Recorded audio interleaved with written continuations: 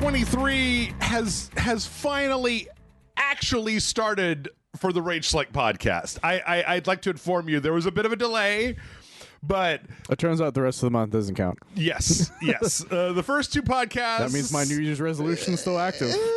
You know, but now, oh my God, I watched a movie people have feelings about. We got an Xbox developer conference. I don't know how tired you guys are of hearing about it. I got like 3 stories about Blizzard being a piece of shit. That sounds about right, yeah. Yeah, we got trailers, we got new games, old games, surprise games. We got a lot of shit. A lot of shit. So welcome back, everybody, to the A Lot of Shit / parentheses RageSelect podcast here on alotofshit.com. I'm Jeff. And I'm Mike. So, Michael, before we were just getting started, you were just like, I don't think I did anything last weekend. I just remembered the one thing I kind of did, but it wasn't over the weekend. Yeah, what did you do last weekend? I got my proton pack. Oh, yeah? From Hasbro. Mm-hmm. So I think this was like almost 2 years ago, was that HasLab. The HasLab, for you guys who don't know, is Hasbro has like essentially kind of a Kickstarter-y thing where they present a product. Uh-huh. They're like, if you guys want this, we need X amount of people to buy it. Yeah. And there are stretch goals. The last one failed that John wanted, which was the Ghost Rider with the car one. Oh, right. I remember that. But before that one, I think it was before that one, because this is the one I backed, was it was a full-size proton pack based on the Ghostbusters Afterlife pack. Okay. Like they scanned it and everything, like the prop one they got, and they were gonna make it so it can connect a bit to the Necron one that they released like that same year, which I did buy that same time. And so they backed, of course they got enough backing. I think they made like about 20,000 of them. Oh my God. Something like that. Yeah. We got all the stretch goals, and then they're like, well, and then after it was done, I was like, you can't wait. They're like, well, it'll be 2022, and it was like 2021 or something. It wasn't even 20. I think it was 20. I don't even remember. That's the thing. It was a long time. It was like 18 months. Right. By the time it was going to come out. And no, it was early 2023, and so it was the end of 2021. So I was like, well, fuck, I gotta wait a long time. Okay. And I did. We waited a long time. But now you have it. Originally, we thought we were going to get it in April. Yeah. But then they released it earlier than we thought. And so I finally got mine, and it takes 4 double D batteries, or 4 D batteries. Spicy. So it's a real big. They set it to where you can put the frame on it. You know, forget the names of them, Alice frames. So I bought an Alice frame and everything, and so it's just in my apartment, and I will randomly turn it on and off because I love it, and because it's really fucking cool. Michael, I feel like you're well on your way to the type of person who owns a house and there's one room that just has a bunch of white pedestals with like things on the top. Like eventually you move from back in the Hasbro replica to just like, you know what, I make enough money now that I'm just going to buy the prop from the movie at a Christie's auction for $40,000. If I could, I would. Did I ever tell you my plan if I ever had like enough money for a house or something? Is it what I just said? It's very similar. Okay. What it is that I wanted to turn a room into like a Fortress of Solitude looking ass place. Uh-huh. Like make it look like crystals and shit. Yeah, make all the stuff controlled with crystals. Yeah, basically. Put a different crystal in. Yeah, and so I wanted to have, it was going to be a lot like that, but instead of pedestals, it was like behind like fake crystal. Dude, we currently have the technology. You could just have a big AI fake Orson Welles head. You see that clip where they're making people say different stuff, right? We can make Orson Welles though.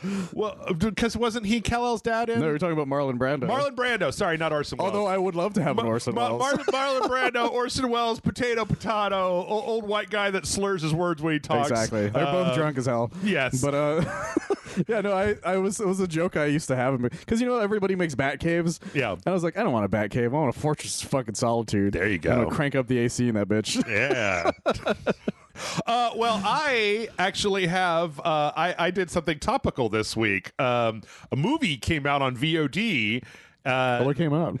Mathregan came out on VOD. Oh, I didn't realize the Megan came out. Yeah. I have a friend who dresses a lot like that fucking robot. Okay. That when the trailer came out, I'm like, is that Rose? I watched it. I really enjoyed it. Okay. I liked it quite a bit. Like, did it have the R one or was it the PG-13 one? It was just whatever I acquired in No, it's totally fine. legal ways I found from out- the internet. Yeah, I found out from Chris there's an R version of it. I don't think that's out yet. Okay. I think they've been talking about releasing it, depending on how it does on VOD, like the Fury Road, Black They're and White, going or to something release like it that. either but, way. I guarantee it, because money. I mean, you know, It's doing really well. what was there wasn't like. I mean, I wonder where you would be adding more gore unless Mithrigan just like really curses a lot more, like in the R-rated version. That like it's not happens. actually more violent; it's just a lot more vulgar. That happened in For Live Free or Die Hard, if you remember. Yeah. They just took out all of Bruce Willis's cursing. No, I liked it. It was interesting, and the reason I think it was interesting was because it reminded me a lot of why I didn't like Smile when it came out. That Smile like gestured vaguely at some stuff beyond just being like a horror movie about a monster, whereas this thing is like, it's got all these points about like people's careers versus child raising, the way that kids interact with technology, the way that technology interacts with adults, like the way the adults interact with each other. There's a pretty heavy kind of anti-corporate stance to it, like, and all this is subtext in the robot in the fucking Mrs. Child's Play. Charlene is out there fucking doing stuff, and I really enjoyed it. It was like an hour and 45 minutes. It was breezy. It actually, there wasn't a lot of like violence except in the last 20 minutes. But Probably the rest they of took it, out mostly then. you know what? I was telling Amanda, it reminded me a lot of when I watched the second Ouija movie. I forgot that was a thing. Because everybody kept saying like, no, this is just like a really like you care about what happens to the characters movie, not just like you're waiting for the fucking Ouija board to start strangling people. I don't remember what happened in that movie. I don't know. I forgot it existed. But I never even saw the first one. But the second one, everybody was like, no, you got to watch the second one. And it was good. And I thought Mithrigan was good as well. I feel like it got like a kind of a sub buzz, right? Because it kind of was out there a few months back. And Well, the thing is, it's really popular with gay people. yeah. Not a joke. This is a thing that for some reason Megan has become a gay icon, and I don't know why. Somebody was telling me that. I don't understand. I mean, I kind of understand a little bit in the fact that, like, I don't know. Maybe. I don't really know, but, like, if I had to No, it's guess, all over Twitter is all I'm saying. it would be that there's kind of, like, a weird power dynamic relationship thing between, like, the niece and the doll and the daughter. Like, Its Twitter is really, really saucy, though. yeah. I really like its Twitter because I think it was the Chucky Twitter was just like, it'll never replace me, and it just said, okay, boomer. A lot of fun shit like that. Well, there is that. I mean, have you seen the clip from the movie where she's just like inexplicably, weirdly 70s go-go dancing for like 3 seconds? It's in every trailer, so Like, yeah, I've seen it. It's in the movie. It's apropos of nothing. Like, I was trying to figure out, why is Mithrigan doing this crazy dance? Like, Reasons, Jeff. But like, I understand the reasons for everything else. You know how those crappy YouTube videos are that it's just like the ending of Mad Max Fury Road Explained, and it's like, guys, it's self-explanatory. It doesn't need any explanation. I always laugh at those because some of them make no sense as to why you would need them. The ending of Ghostbusters Explained. It's like, what do you need? What do you need to know about what do that? you need to know? Unless you're going to go into some real deep mythological shit, I don't really care. Yeah, but why Mithrigan does a dance for 4 seconds explained? I would watch that video because I am genuinely confused. For trailers, Jeff, you know this. I suppose. But yeah, it was good. It was very enjoyable. Like, That's good. I've been hearing mixed things, but it usually depends on what people want out of it. Because I've seen some people, like Martin, for instance, he wasn't as much of a fan of it because he felt like everything was in the trailer. But I've spoken to a lot of people who have not seen the trailers that often and were really, really big fans of it. You know what? I think a lot of times do you watch that many horror movies? Not really. Not the way I It used doesn't to. seem like it. It's usually just Evil Dead or Army of Darkness related. Sure. For the most part for me. I watch one every now and then, but it's super rare. I feel like I understand. I play more horror games than I watch movies. I feel like I understand what Martin is saying there, but that it's like, I think that a lot of times you'll see horror movie fans that have this complaint where they're just like, well, all the good violence was in the trailer.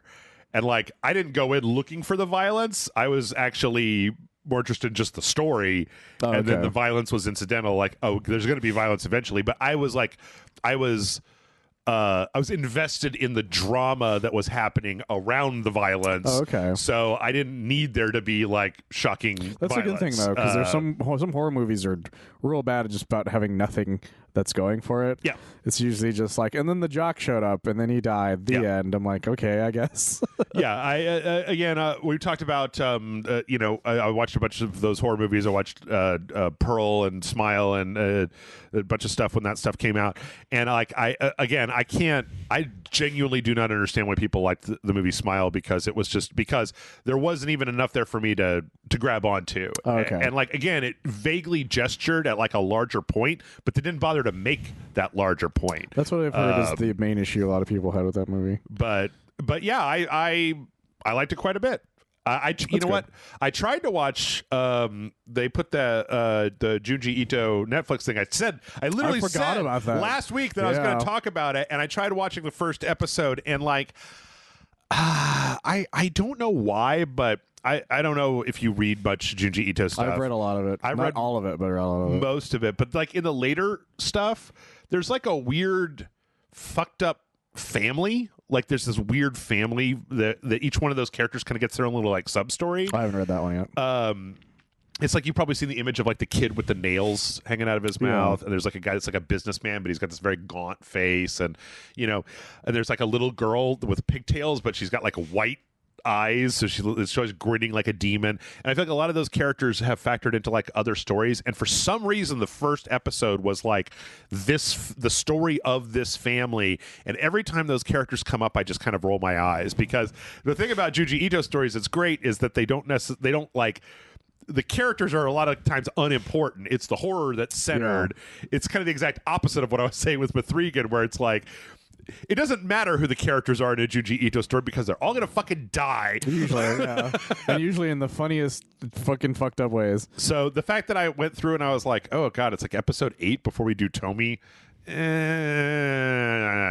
Also, I watched a bunch of anime last week, but I'm not getting into that because it would take up another fucking hour. You just reminded me of my favorite meme about Junji Ito is the fact that like Miyazaki, whenever he talks about shit, he's like depressed as fuck. Yeah. Whenever Junji Ito talks about things, he's like the cheeriest fucking person on the planet. Yeah, 100%. It's amazing. I love it. Yeah. Absolutely. Speaking of being cheery, we got a cheerful Xbox Direct, developer Direct. Now, I'm gonna be honest, like most of this is very uninteresting to me. Oh, 100%. I watched it, and it was people being like, look how cool this thing. Okay, specifically the Forza one. Yeah. Because the Forza one is like technical terms, and I'm like, I don't care. Dude, I was looking at the Forza one where the guy was talking about like how we're using this new sound technology to make the sound of the wheels work better than the sound of the wheels has in the past. I zoned out so fast. Cool. Or how like we took every piece of paint and did something to it for ray tracing. I'm like, what are you talking about? Yeah, we put them under a microscope and then took a 4K picture of each individual fleck of paint. The mud on the intake valves is there's more mud around the intake valves than around the rest of the car. And I'm like, it's like when they did that same thing where you remember when CD Projekt Red went out and like mic'd up a bunch of Porsches to like record their sound, exactly like and it's that. like, guys, you can just record me going, that would be enough for me. I know that car people are crazy and it would be enough for them. No, but I get it, yeah. I'm not a car guy, so there's sometimes I understand why you want it to be the same thing. Yeah. Specifically for Smokey and the Bandit. Because apparently in some of the newer versions, they just don't use the car sound for the actual car. And so people noticed pretty quickly. But anyway, I mean, that's for car people. We're not car people. The main thing here is that here's the rundown. We have Minecraft, what is it? Legends. We have something from Tango Softworks, which was the best part. Yes. We have Forza Motorstorm or Forza Motorsport Unleashed or whatever the fuck it's called. We have Elder Scrolls Online, which I didn't even make you do this, but I watched the full 30-minute presentation of Elder Scrolls Online. I avoided it because I was like, I don't understand any of this. And then we have Redfall. So I'll be honest, like of these things, Redfall and that thing from Tango Softworks are the only two that were like dramatically interesting to me. Well, hell, the funny thing is about the Elder Scrolls Online one is they just gloss over it in the actual direct. Yeah. I was like, what the fuck was the point of having them here? Well, the thing is weird, right? Is that it's a 45-minute direct, and they literally just kind of come out and like announce it and talk a little bit, and then they say, "Now, and tune in right after this is over for our whole 30-minute presentation." For us to actually talk about what and we it's like, just said. why didn't you just make this an hour and 15 minutes and just put that at the end so that people could like keep watching or tune out? You know, Yeah. Like the only thing that was at the end was a sizzle reel, and then you could have been like, "Hey, people who care about ESO, look at this." It was pointless. I don't understand why they were even there. They don't even go here.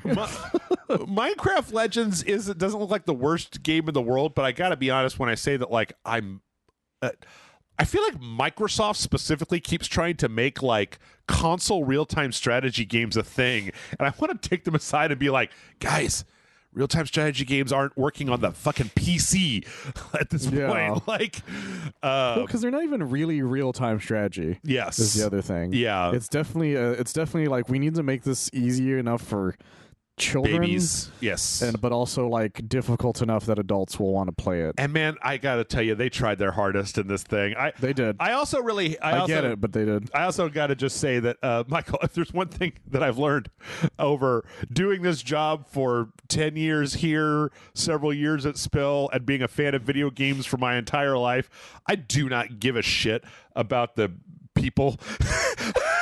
Like, they all come out to talk about how just like one of our guys had this strategy where he built a bunch of archers and then he just came and fucked up all our siege towers. And I'm like, I don't care. Fucking show gameplay. I do not care about what you guys do at your office. Mahjong had the most amount of people they brought out to. Like in the Elder Scrolls one, in the actual presentation, they talk about how like, hey, you know what? We've got a really great community that's super friendly if you join. And I'm just like, I don't give a fuck. Show me the fucking guys hitting the thing. That's what made that one so much funnier to me. Because Elder Scrolls Online was like, here's a quick teaser. Now watch our 40-minute thing. It's like, no, I don't care. So yeah, this one really just focused a lot on like co-op. It was all multiplayer and PvP, all multiplayer stuff. Yeah, and it's like, okay, I don't really even know that many people. I mean, I guess maybe it's a thing with like the children. Maybe the children like to play online. Teenagers and children love Minecraft still. Yeah, that's so. This game is 100% for them. For us adults, we most likely are. This sounds bad because I know there are adults who play Minecraft. Yeah, but the reason I say us adults is because I mean that because it's the type of game it looks too simple for the adults to really care that much about. Right. Not because it's Minecraft. Also, I mean, I don't know. Maybe this is a blasphemy. Maybe I shouldn't be saying stuff like this into a microphone on the internet. But like, you know what, Minecraft? Can you try something different with your graphics? I get that it's your signature style, but it all just looks the same. And I was never like bowled over by the look of Minecraft to begin with. I think that's the reason they're able to make so many of these spinoffs. Yeah, probably because everything is so straightforward looking. I don't know. I wouldn't mind them randomly making like I want to call it the HD version of Minecraft, or just like straight up make it look like Dragon Quest Builders, or like when they turned on ray tracing in Minecraft, and that shit was gorgeous, really different. Like, but I don't know, man. Like this game still looks like what the what's the Diablo one? Dungeons or Minecraft. Whatever. You're talking about the Minecraft one. Yeah, I don't remember the name of it anymore. Minecraft Dungeon sounds right. Dungeons. I just remember you making an OP character that did punch, murdered everything without having Legends. To do anything. No, Legends is the one we're talking about. Is it Dungeons? Dungeons, yeah. Minecraft Dungeons. Yeah, that was the name of it. Minecraft Dungeons was fine, and it kept me occupied for like a couple of days, and then I've never gone back to it. And I feel like this is similar, where it's like I'm going to play it a little bit, but like nothing that I'm seeing here has staying power. Well, that's the thing is, I think it's what we said earlier. It's baby's first Blank. Yeah. So baby's first Diablo, baby's first strategy game. Also, I'll be really clear. Adults can totally enjoy stuff for babies. It's well, but the reason I say it that way, it's because that's just a blanket term that some people use. Yeah. Like, sure, it sounds like an asshole-ish way of putting it, but it's just the way of saying this is for beginners, right? For everything, and the reason I say that is because I also feel like Mario Rabbids is also baby's first like tactics game. Yeah, and I love that fucking game. Yeah. So it's like but that's how I would describe it to somebody if they wanted to know why I love it. Yeah, I agree. Because I'm not the adept guy. I'm the guy at those games. I'm the guy who needs baby's first tactics game. So yeah, I don't know. I mean, like, obviously, like, all this stuff is going to be on Game Pass, and like, I don't know, fucking try it out, see what you feel about how you feel about it. That's the best thing about these Xbox ones is that they're like everything here is going to be on Game Pass. Yeah, you don't actually have to buy these things if you want to, which is good because I would feel stupid spending money on this game. Speaking of games, no. Yes. Speaking of games that I feel stupid spending money on, Forza Motorsport, we talked a lot about it. Hey, Michael, guess what? This racing game looks real nice. It's the nicest it's ever looked, Jeff. Bucking the trend of all racing games looking like absolute shit forever. Oh, wait, I mean the opposite of what I just said. But they go out of their way to be like, this is so much more technically advanced than the 5 other games we made prior to them. Yeah, those games are bullshit compared to this one. Probably what? Probably the biggest takeaway here is 4K 60 frames per second with ray tracing turned on, and a lot of really intense ray tracing. Apparently, yeah. Like they won't go. They go out of their way to mention how great their ray tracing is going to be. Reflections in the car, and they talk about having a bunch of cars and a bunch of parts and a bunch of races. And they got a lot track from what was it, like South Africa or something like that. Yeah, I forgot the name of the track. It starts with a K. But then yeah, they go into a lot of detail to what they did to it. Yeah, to the point that I zoned out because it was too technical. I mean, again, it would be like if they were, you know, every time they get into like the super nitty gritty of Flight Simulator, it's like, that's great. I'm not that guy. Like, this isn't my thing, you know. I bet you there's a lot of car enthusiasts that were very excited based off of everything they said. Yep. I think that, like, the one thing I found really cool was the fact that they said that they designed the sound to where the parts make the car sound differently, which is a cool thing because, you know, that's what a car would do, is it wouldn't always have the same, you know, engine noises depending on what you had attached to it. Yeah.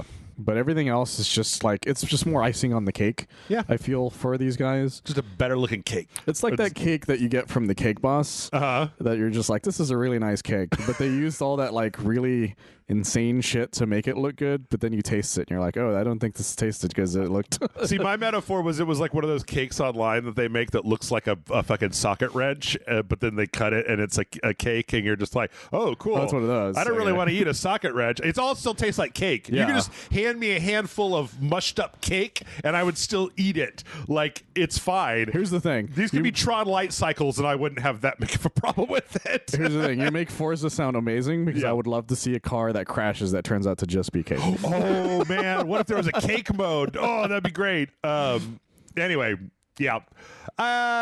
So drivable cake. The way of the future. That's Forza. Sorry, y'all. Go. I'm sure there are a million YouTubers who can give you a better read, but hell, just watch the actual thing, and you will actually like it a lot more than what we're talking about. I guess the thing is, is there still like a console war between like Gran Turismo and Forza? Is it still a thing where people are like, well, Gran Turismo is getting a movie, so that obviously makes it better. Oh shit! So now I need to make a Forza movie. Yeah. No, a Forza television series. That's the way of the future, guys. And then a Need for Speed original on Crackle. Well, there was already a Need for Speed movie.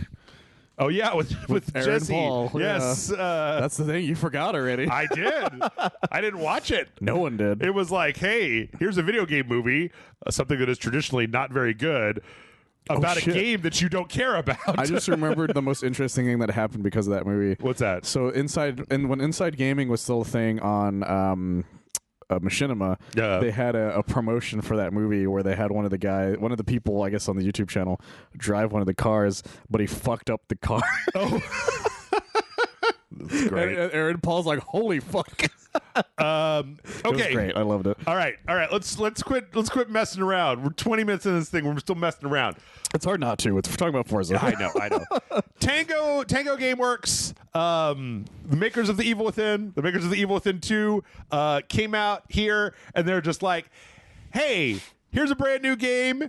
Check it out. Also out today. That caught me the fuck off guard. And like, normally that shit doesn't happen with like Tango Gameworks. Normally that happens with like... It doesn't happen with Xbox usually. Yeah, a subsidiary. This is Hi-Fi Rush. And I got to be honest. I mean, by the time this podcast comes out, the dojo that Amanda and I recorded the day it came out will be out. Oh, okay. This game is cool. Like it's very different, of course, because Tango, Evil Within 1, Evil Within 2, Ghostwire Tokyo. This is like a cell shaded action rhythm game. Yeah, it's a character action musical game. Yeah, which is fucking crazy. And the crazy thing about it, I mean, you probably know about this because you're writing these articles now, right? Is that like they literally restrict your attacks? They have to be on the beat. Well, they don't have to per se, but they're way better if you do it on the beat. No. It literally, like, if you hit it off the beat, really, it won't attack until the beat. Now the beat is like it's going like it's measuring it in like eighths and sixteenths, right? So it's never going to be like you're not going to fuck up a combo. But if you're just like if you just jam on the buttons without trying to do it in rhythm, you will still attack in the rhythm. Okay, like it literally pauses your attack until it is on the beat. Now, if you hit right on the beat, then you get a damage bonus and you build up like combos and stuff like that. But the attacks still happen with the beat, is what you're saying. But no matter what you do, the attacks happen on the beat because everything in the game is on the beat. Like doors open and close on the beat, like elevators go up and down on the beat, and like what's the way they were talking about it that made it seem like that wasn't the case? Yeah, because they're like, well, you don't have to follow the beat to play the game, kind of thing. Right. But the thing is that, like, I guess the game itself still follows the beat. Yes. So you don't have to be on the beat, but the game will always be on the beat. Oh yeah. If you're on the beat, you get like better stuff. Anyway, Michael, I mean, it's so good looking. Like it looks it's really nice looking. It's like cell shaded in a way that like I don't hate. Like cell shading has finally gotten to a point where it looks legit. The character's like face, specifically the main character Chai's face specifically, has like a lot of really good kind of Saturday morning cartoon energy to it. Like that's the thing. The whole thing feels like a Saturday morning cartoon that you would have watched. Yeah, like at some point. I want to say like in the 2000s. Yeah, it's like, you know, a little anime inspired, but it's not like everything. Like normally when I see this, the thing I would compare this the most to is recently the latest Fire Emblem looks a lot like this, right? I could tell you. I could see that. Bright primary colors and cell shaded, but like. But it's not an anime, and it's also really funny. It's got a lot of like solid jokes to it, and it's so out of the range of what the studio has done. Yeah, which is why it's so surprising. And I love it because we didn't. I mean, like I think that it might have gotten leaked like the day before the it name came of out. It and stuff did, but like not a lot after that.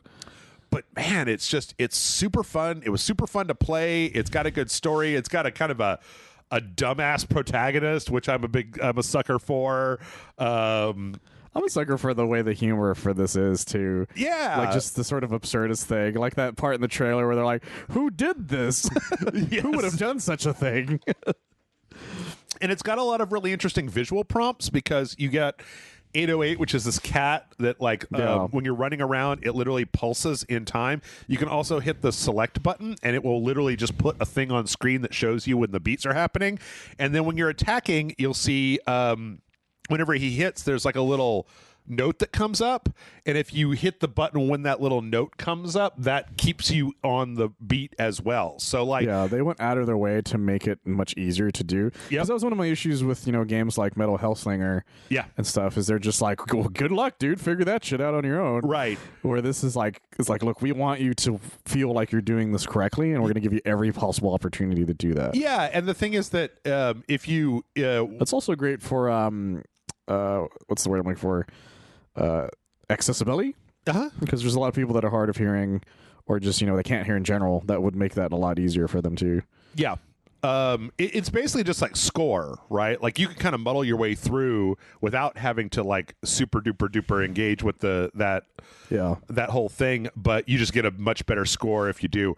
Anyway, absolutely fucking fantastic. Like, just, I love this. Like, out of nowhere, didn't see it coming. Bright. Also, I mean, okay, it's also worth talking about that, like, the story of the game is that you're this guy who goes into the Vandalay Technologies and gets a robot arm, but accidentally has his like iPod installed in his chest with his robot arm, so he feels the beat of the world, and now he's like teaming up with like this group of kind of freedom fighters to take on like the 7 bosses of the corporation, and they're all a bunch of characters too. You got a big muscle mommy, you got like a glamour girl, you got like the big CEO, there's like a robot wolf guy. Exceptionally well designed, exceptionally well put together. From what Amanda and I were playing, I really wish that Hitman Freelancer mode didn't come out, because otherwise I would be just ass deep in this game right now. It's crazy. It's crazy how well made all this is, and that no one knew it was happening. And it just came out like the same fucking day. Like that is such a mic drop of that hasn't happened that organically in quite some time. 100%. If you haven't heard about this, I really, really recommend you just go watch a trailer for it, and that'll tell you everything you need to know from scratch. So, or go watch the dojo maybe with Amanda and Jeff on RageSelect.com. I hear that website's all right. But yeah, this won this whole conference. Like, this was the thing. And it's just, the other thing, Michael, is that I feel like it's been between all of the October forward, from around October, we know what's going to be on the schedule. Everything that's coming out is a big game, so we don't get a lot of surprises. If we get anything, it's usually delays. So this just being... when the game industry does this shit, I like to call it out and go, yes, more of that. Keep the games a secret, and then just tell me that they exist the day you put them out. I will love you forever for that. You could do so many great ways of marketing with that.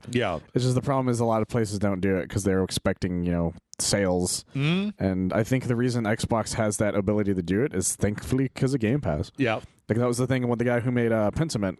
He outright came out and was like, if it wasn't for Game Pass, this game literally would just not exist. Oh of course. So yeah, it's interesting. It's also interesting the fact that Shinji Mikami was just like kind of like around. He was like the director or the driving force for this. It's because he's just the head of the studio, and he's just like, look, the game's not scary. So I have the guy who made it right next to me. So let's talk about this. Let's see. Oh boy. Oh, we gotta speed it up. Well, fortunately, we're almost done. But the rest is kind of straightforward. Elder Scrolls Online is what's it called? Necrom. Necrom is the new ESO expansion. They're putting in a new. Well, you know what? I watched the whole thing. I could tell you real briefly. Okay, they're putting in a new class called the Artificer or something like that. Arcanist. Yes.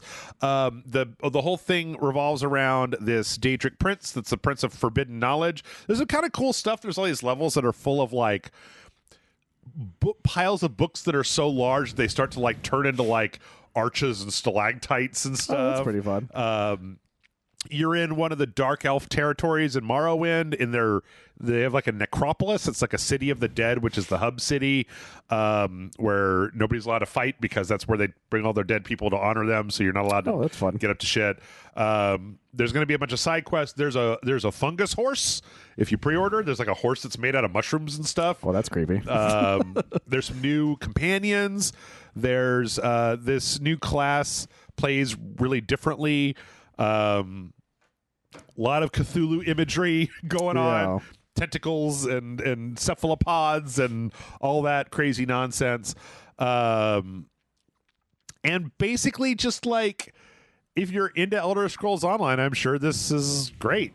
I'm sure it's fine. The only other thing they mentioned of note was that all of the stuff will be free for now until the end of the month if you want to try out the game. Oh, yeah. Well, also, didn't they say they're putting all 20 expansions on Game Pass with the game? Like, the game and all the expansions are on Game Pass now? Yeah, but that's what I was saying. All that stuff is free until the end of the month. Oh, and it's only free till the end of January? Yes. Oh, because when he mentioned it, he said it was a limited time thing. Oh, so I found it on their site, and it says till the end of till January 31st. Okay, I do know though. So from watching the because it's them being like, the first taste is free, baby. So that way you can get hooked in the game. I know they said that if you pre-order, because this doesn't come out until like July. Or the actual expansion doesn't come out until July. I think they said that if you pre-order the expansion, you get like 6 or 7 of the main modules for free. Okay. So, which would explain why the other stuff is limited. Right. which I'm not even sure. I don't even understand a lot, apparently. at this point, like how many of those things are like minor modules and how many of those are major modules or included within the thing. Or the problem is I don't know enough about ESO to really say. I just know that their site says that all that stuff will be free till the end of the month. You know what though? I want to be charitable, right? I gotta say that watching this and then watching that 30-minute Necron thing, it was late at night. I was sleepy. There were a few points though where I was just like, oh yeah, like Elder Scrolls is a pretty fun game. This doesn't look too bad. There's like a bunch of monsters and dragons. And it's a very popular game. It's been around for quite some time now. And then they're like, oh yeah, there's 20 expansions. Start at the beginning, scrub. And I'm just like, oh yeah, right. Never mind. I don't care. Yeah, I think we know one person who plays it. Which is Chris. I played it a little bit. Like I used to play it a little bit, but it just got very repetitive when you actually played it. Well, that's just a lot of MMOs. That's just Elder Scrolls, man. Yeah, Elder Scrolls is repetitive when you play it. Like you make your own fun. Yeah. Yep. So that happened, and then it finished up with Redfall. We got a lot more like looking at the game of Redfall, which is pretty cool looking. Yeah. So. It's kind of weird. I'm worried about Redfall. Like, I think that Redfall, a lot of it looks very good. In fact, I really liked, there was a part where they showed a character kind of, like there was a bunch of enemies in a place and they kind of went around the roof. Like showing that arcane, like you have different ways to do different things with the different characters. The thing is that there's a lot of flags here that I can't tell what color they are from this distance. Like the fact that when you open up the chests that the gear has the like rarity on it. Okay. And it's like, okay, so and they talk about how like, well, when you clean up like an area, you get a big boss at the end. And it's like, okay, so are you just going to be like doing repetitive instances to grind out the gear that you need to beat the boss? Bullet sponges, that kind of thing. Yeah. Like, because, you know, they showed like so here, let me break it down. This is an easy way to do it. When I don't know, I'm pausing that and I'm just letting I was like, what are you doing? The audience can't see that. They show a sequence where they're showing a stealth guy, right, who could turn invisible and is using like a suppressed pistol to like one-shot people. Then eventually like an alarm goes off and they got to go loud and they use their powers, blah, blah, blah, right? So the thing is that when it comes to the big boss at the end of the level, are you going to be able to use your stealth to one-shot them? Because, like, I doubt that. If you can't, then I feel like you start to run into a little bit of a problem where it's like, well, if my character is focused on stealth and my stealth is not useful in this situation, are you pushing me to try to... I guess what I'm really asking is, they keep saying you can play this single player. There are a lot of multiplayer games where you can play them single player, but they're not very fun unless you play the multiplayer. Well, they went out of their way to mention during this that every character is viable for every situation. Yeah. They wanted to make sure that it wasn't an instance, like you said, where you use a guy and he sucks for a certain situation. Right. And because at least that's what they said. The problem is you can say what you want, but then you actually play it, and then who knows what actually happens from then on. I mean, I like Arcane quite a bit. Like, yes. I like their games. This is being made by the one here in town. Mm-hmm. I liked Moon Crash, and even I liked Deathloop, and I liked. I know that it goes back to like Dishonored and stuff like that, but I mean, I even liked they did that Wolfenstein, the New Order, and I kind of liked that game because there was a lot of like little ways to approach situations. So as long as that is what this is, like the graphics and the action and the vampires and the character design, all that stuff looks great. Yes. The guns are really cool. There's like a stake launcher that they show off. I like the fact that all the guns don't have bayonets. They all have stakes on the front of them for melee. That's pretty great. They even show a variety of different stakes that you can get on the front of your gun. They even have there's one part where they have like a bone gun, like a gun that was like an existence bio gun. There's a lot of weird shit, and I appreciate that about the game. Yeah. The main thing is just that it's what you just said. You can say all you want. I've been hurt in the past. I'm not going to believe you until the game gets in my hands. I'd like to believe that this game is going to be my jam because it looks like it could very well be my jam. In fact, it looks like it could be a reason for me to play video games with Jason Murphy because I'd be like, hey, let's play Prey, except it's got vampires and it's Left 4 Dead. Huh? Yeah, that's a good sell. as opposed to And like it's on Game Pass. right, as opposed to like let's play Warzone, which I don't want to do. You love Warzone, Jeff. You remember that time you won because of Godzilla? I tried to get him interested in Fortnite, but he was like, no. And I was like, I get it. Because you couldn't just have Spider-Man right away. That's the issue. Yeah. That's how you trick him. Yeah. I got to gift him Spider-Man. Yeah, exactly. I got to make now you have to play with me. Yeah. I spent money on Spider-Man for you. By the way, we're not going to cover it, so I'm just going to briefly mention it. Isaac Clarke from Dead Space is in Fortnite as well now. He is. Just as of last week, I think, something like that, or the beginning of the week. Yep. A couple days ago. And he's just normal money. He's actually, that's the surprising thing. Yeah, he's just like $12. Yeah. Very strange. Yep. Surprising. So, yeah, I don't know. Michael, anything else you got to say about Redfall? I think it's interesting enough. It looks like they made it enough to be a normal single player game, as well as something that could be played with friends for a long time. Because they had a lot of different things outside of the story missions. Yeah, the vampire nest thing I thought was kind of interesting. Oh yeah, in fact, it actually kind of reminded me because of Evil West. Okay, because of the way you destroy things, like you got to share this giant heart. I'm like, I feel like I just saw something like that. Oh yeah, it does kind of like because you got vampires and you got this kind of over the top action with like crazy ass vampires. And I like that sort of idea, and and I was very worried it would just be a full on like only multiplayer thing that you can only play with other people. But I'm glad that they knew to make sure that they're people who just don't want to play with others. Yeah, that nest thing, I forgot about that, where it's like a weird twisted alternate reality where you have to blow up the heart and then you have to escape before it like implodes with the loot, right? Yeah, type of because thing. it like shatters the reality on top of itself. Kind of thing. A lot of cool little things about that. I really like the way that they've designed their vampires. They all just have ultra lanky arms with big ass hands on the end of them. Yeah, I really appreciate what this game is trying, and I hope it does well. Me too. I hope it could really go either way. I really wish they would put out a demo. I just hope it doesn't become disappointing like Back 4 Blood did. That's the thing. Yeah, that's true. That was the big one. Because that's the thing. There was 2 games that were being made by the old developers of very beloved franchises. Yeah. That turned out to not be so great. Yeah. So I'm hoping that this works out for these guys. I do too, because I feel like Arcane never gets enough credit for being like really solid, really creative game developers. Exactly. Like all anybody could talk about with that fucking Youngblood, that Wolfenstein Youngblood game was just like, ugh, I hate the fucking BJ Blazkowicz's daughters in the 80s are these sass talking ladies, and it's like that game was cool. The game was pretty fun. I don't know, I really liked it. Moon Crash, not enough people played fucking Moon Crash. Moon Crash was really good. That is a great one. I highly recommend Prey if you guys have not touched Prey. Prey is great. I like Deathloop a lot. Isn't there a sequential for Prey? Or am I crazy? No, we have discussed a sequential for Prey. For some reason I thought there was one. I guess not. Discussed it. Hasn't ever happened yet.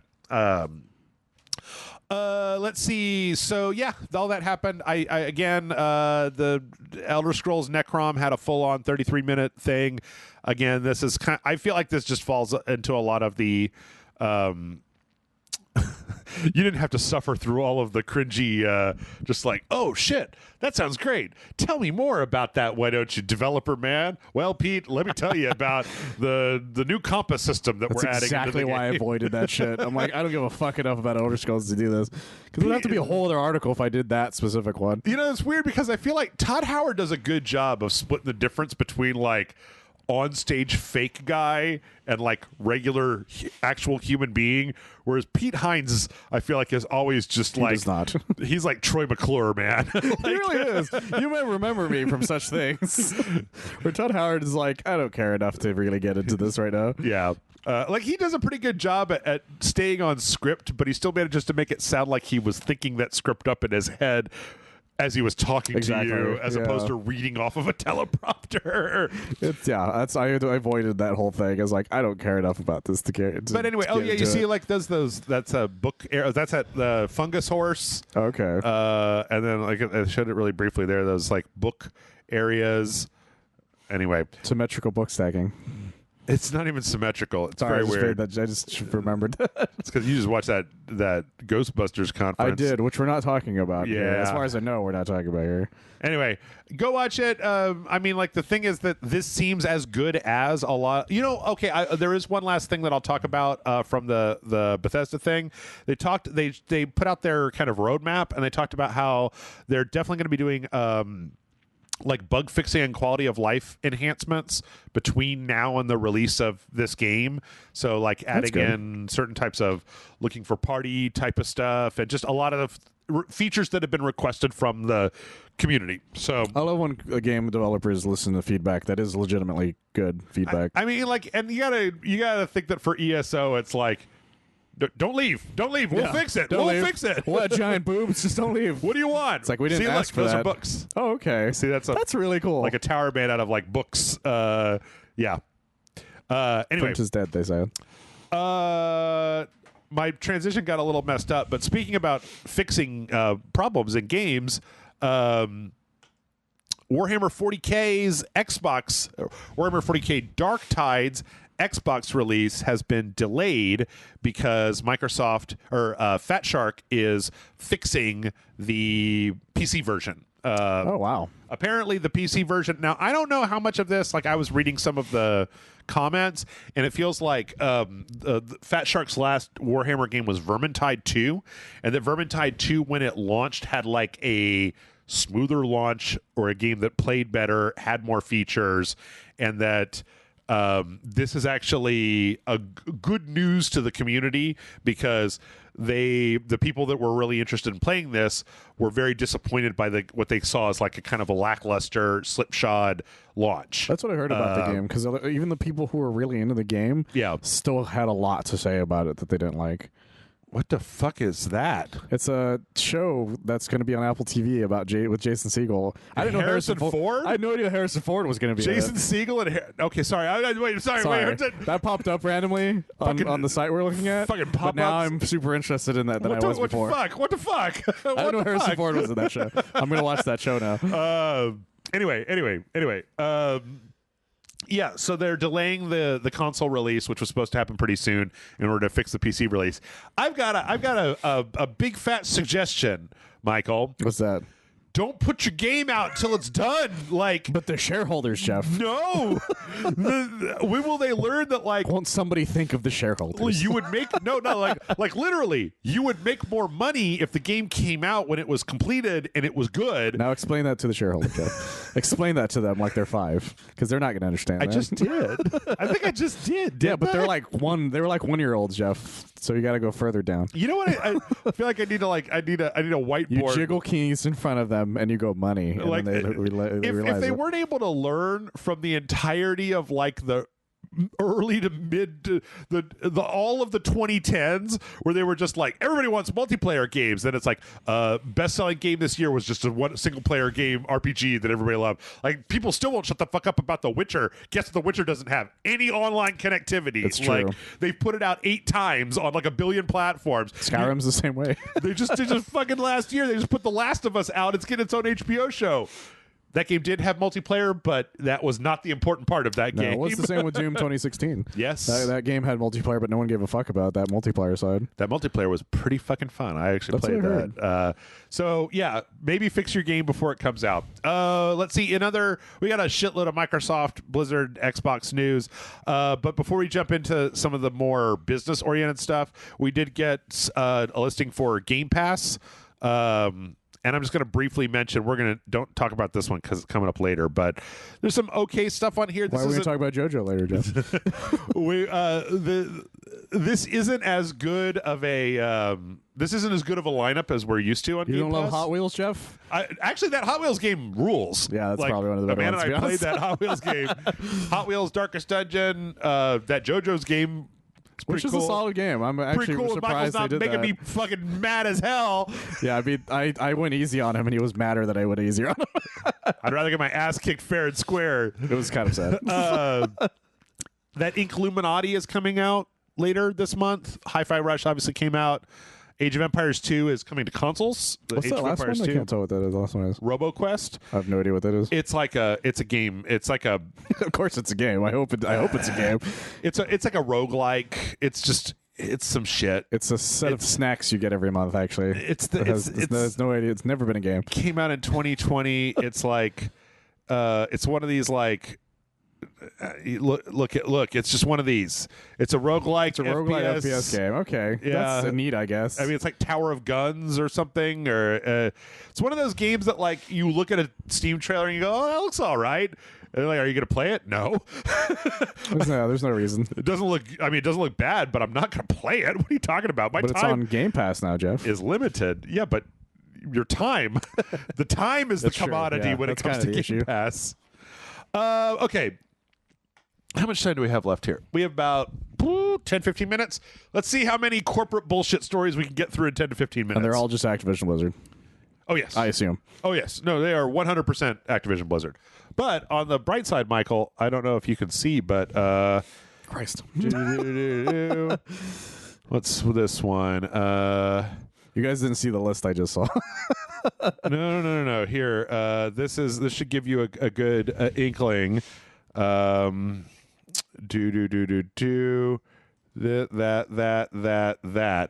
That is all the news. That is all the news, and then it's trailers. Okay. So all trailers after we're that. gonna get through this, man. We're gonna get through this. We're all gonna get through this. Everybody, settle down, okay? Everybody, shut the fuck up. There was a wrap-up post on Polygon that was talking about all the Activision Blizzard news. There's quite a bit of it.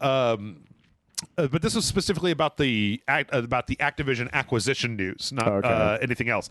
The biggest thing... I didn't go through this one because there's quite a bit of it.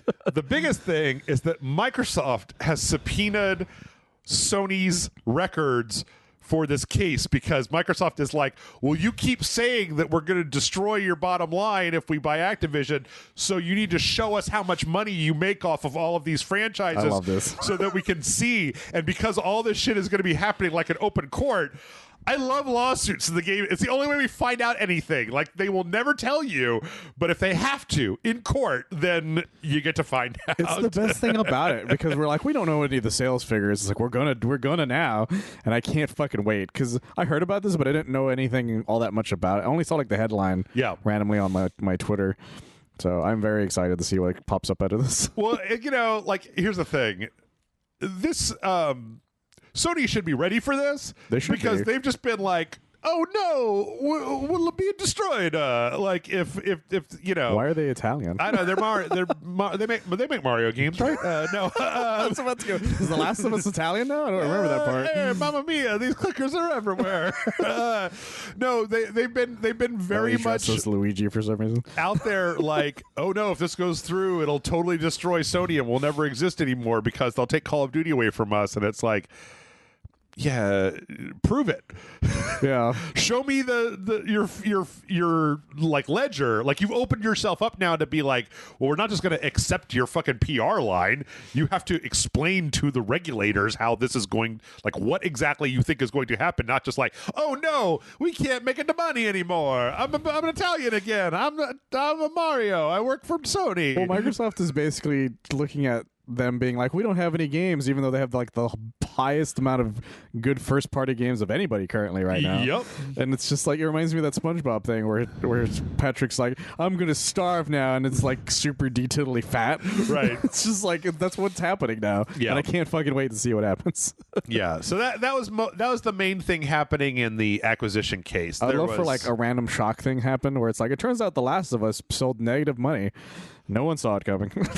There was another story. I didn't really want to get into this too hard, so I'm just going to say it. The FTC apparently filed that suit in, I think it was November, right? It was early December? Like late December. Yeah, early December. Late November, early December, something like that.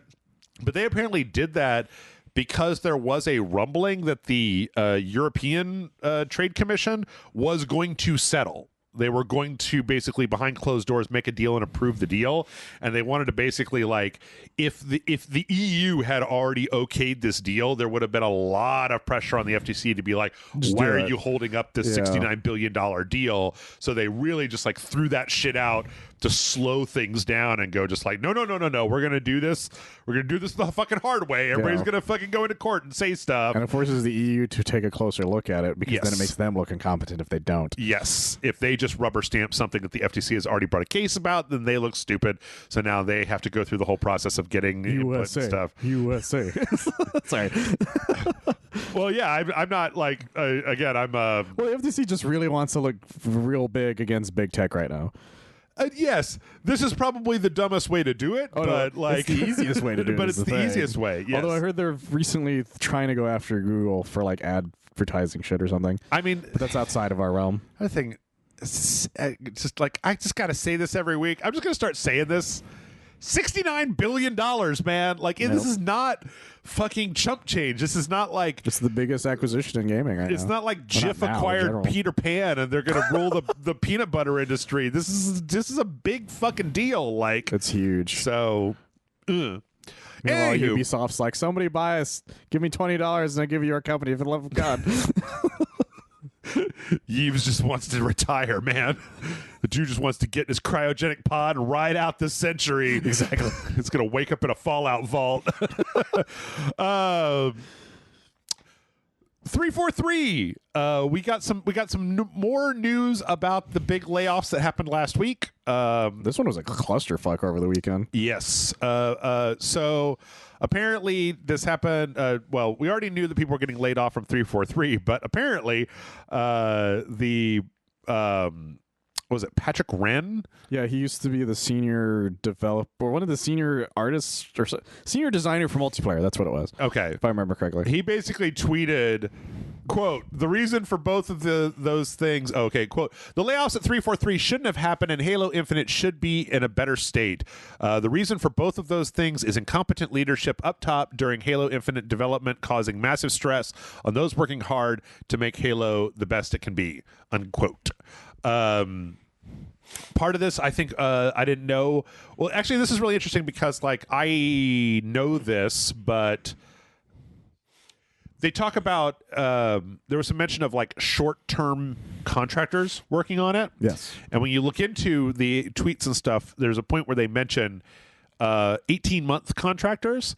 When I worked at Microsoft, like in 2001 or something like that, it was like that there because the thing is that Microsoft had a lawsuit brought against them. I've talked about this before, a million years ago, where they would just let people be temps for 4 or 5 years. They would never convert them into full-time employees, even though after like a year or two, you should be converted to a full-time employee if you're doing your job.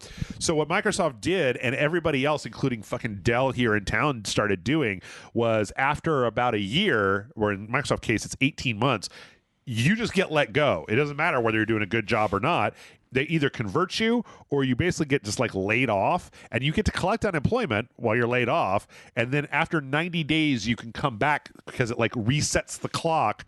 So they can't say that you've been employed contiguously for a long period of time. Yeah. It sounds like 343 was relying on a lot of contractors that worked under this system, which would be maybe fine. I was working in QA when I worked at Microsoft, but like for this, for a video game that might be in development for 4 or 5 years, a live service one for that matter. Yeah, you don't want to have to replace even your QA people after 18 months. You want to keep people that are familiar with how the product works and what the ins and outs of it are, that have been there long enough to be able to see that. So I could definitely see that contributing to this.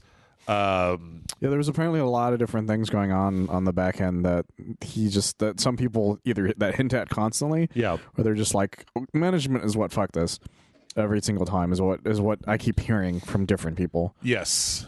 Yeah, pretty much. I mean, it sounds like, but I really did want to, because I was reading some comments and shit on Twitter and some in the comment section of some of these things.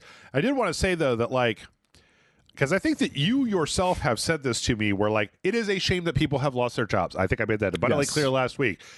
Also, 343 hasn't done a very good job with Halo, like compared to Bungie. Yeah, that's Bungie was well. It makes sense because it's the same issue that happens to a lot of IPs that are no longer under the original people. Right. Like Crash Bandicoot is my favorite example of that. Is that once Naughty Dog was like, well, we're just gonna go, and then I think it was Vivendi. I don't remember who owned it at that point. I want to say it was Vivendi or something. It was like, well, now we're just gonna release all these like really terrible fucking games. Right. And then so people had to just either deal with that or just stop playing them. The only difference is that, you know, with those, they all went to different consoles. This is still under the umbrella of Microsoft, so people thought, well, maybe they'll still treat it really well. But it seems like they just sort of let them do whatever. Yeah. And that either worked or it didn't. And the issue is that it didn't work more often than it did work. Yeah. And these people have a passion for this, but as we've mentioned before, just because somebody is a fan of something doesn't mean that they're the right person for the job. Yeah. And so, which is why those cowards won't hire me to be the voice of Morty now. Exactly. Yeah. As well as Rick, because they were like, "You're not drunk enough," and he's like, "God damn it!" It's like, I can drink more. No, sorry. Nobody's ever said that to me. It's true. And then, so what happens though in this instance is that the fans aren't not the fans. The issue isn't the people who are making the game; it's the people who are in charge of it. Yeah. Because a lot of people who are making the game are giant fans of it. In fact, I have a friend who works for 343 right now, who's one of the biggest Halo fans I know, and he's very excited to be working on it. He mentions every now and then all the stuff, not all the stuff, but he mentions like he hints at the idea that they are very much hard at working on it. But those are all the lower end people, right? And so those are the people who can be excited about it, but they're the ones who get affected by bad leadership decisions. Yeah, and bad leadership decisions are what kills the game more than the passion. Yeah, if that makes sense. It does. It does. Yeah. It seems like it could be a combination of things. And so there's a lot of people on Twitter who were when the announcement, or not announcement, but the report that from the leaker named the Bathrobe Spartan, who I think is French or something because his Twitter was all in French, was like, hey, 343 is not going to be doing this anymore. People were legitimately excited about that. Yeah. Which says a lot about how you've been handling your game. Yeah. It kind of seems like it's been a mess. Like, it's been a huge mess. I actually kind of like the like, it's funny because I was thinking about the other stuff, but like I think the best way to illustrate this is the fact that like Halo used to be a system mover. Like, yes, like you would buy an Xbox to play Halo. I bought my Series X for Halo Infinite. Right. And like I don't feel like that's the way that it is anymore. Like, no, and which is sad because when Halo Infinite came out, people really liked it. But what happened was that once the honeymoon phase was over, they really looked at it finally, and they're like, "Wait, nothing's happening. Yeah, we don't have co-op. Yep. The multiplayer isn't getting a lot of content, and we don't even have Forge mode." And that was within like that was for a year. All of those things were happening. Yep, we pretty much had stories every couple weeks last year. I don't even think Forge is out of beta still, technically. No, of course it's. That Forge is fucking crazy, but like it is. But the problem is that like you shouldn't release a game and still have an actual function of it be a beta. Yeah, and that's really that says a lot about what's going on with it. I agree. And you know what? We're just about out of time, so we're gonna wrap up with just a very short story. This is our transition from Microsoft into Blizzard. All that shit got shut down. Yeah, that's talking about they turned off the lights. I guess they were playing chicken and the cars hit each other because World of Warcraft, Diablo, Hearthstone, Overwatch, one part of Overwatch. I think it must have been 2. I guess. I don't think. Oh yeah, was that Overwatch 2? Let's see. World of Warcraft, Hearthstone, and Diablo 3. Okay. All shut down. I guess Overwatch got lucky. Overwatch 2 had a contract because Overwatch 2 was coming out. So they signed something new. Okay. Same with Diablo Immortal is still up because of that. But yep, all that shit got shut down. There was a lot of wailing and gnashing of teeth. And this is in China, by the way. I don't remember if we mentioned it or not. Sorry. Yeah, I should have been clear about that. In China. Asterisks. China is now no longer has a lot of shit that they were really big fans of. They should be super happy about that, right? They want their kids to stop playing as many video games. Well, the government's happy about it. Guess what? I don't think the government is happy about it because I think the government wanted NetEase to be getting a lot of money from Blizzard, and I think the Blizzard, I don't know. It's a little bit of both. I think it's a double-edged sword for them. Yeah. I wonder if it was just one of those things where Blizzard had finally gotten fucked by China enough times that they were like, nah, that's okay. That's cool. Shut it down. I don't give a shit anymore. Fucking turn it off. The last straw is when they wanted to put Winnie the Pooh in the game. Yes, exactly. And with that, we're going to go ahead and take a break. When we come back, we are going to have more from Blizzard. Hooray. We'll see you in a minute.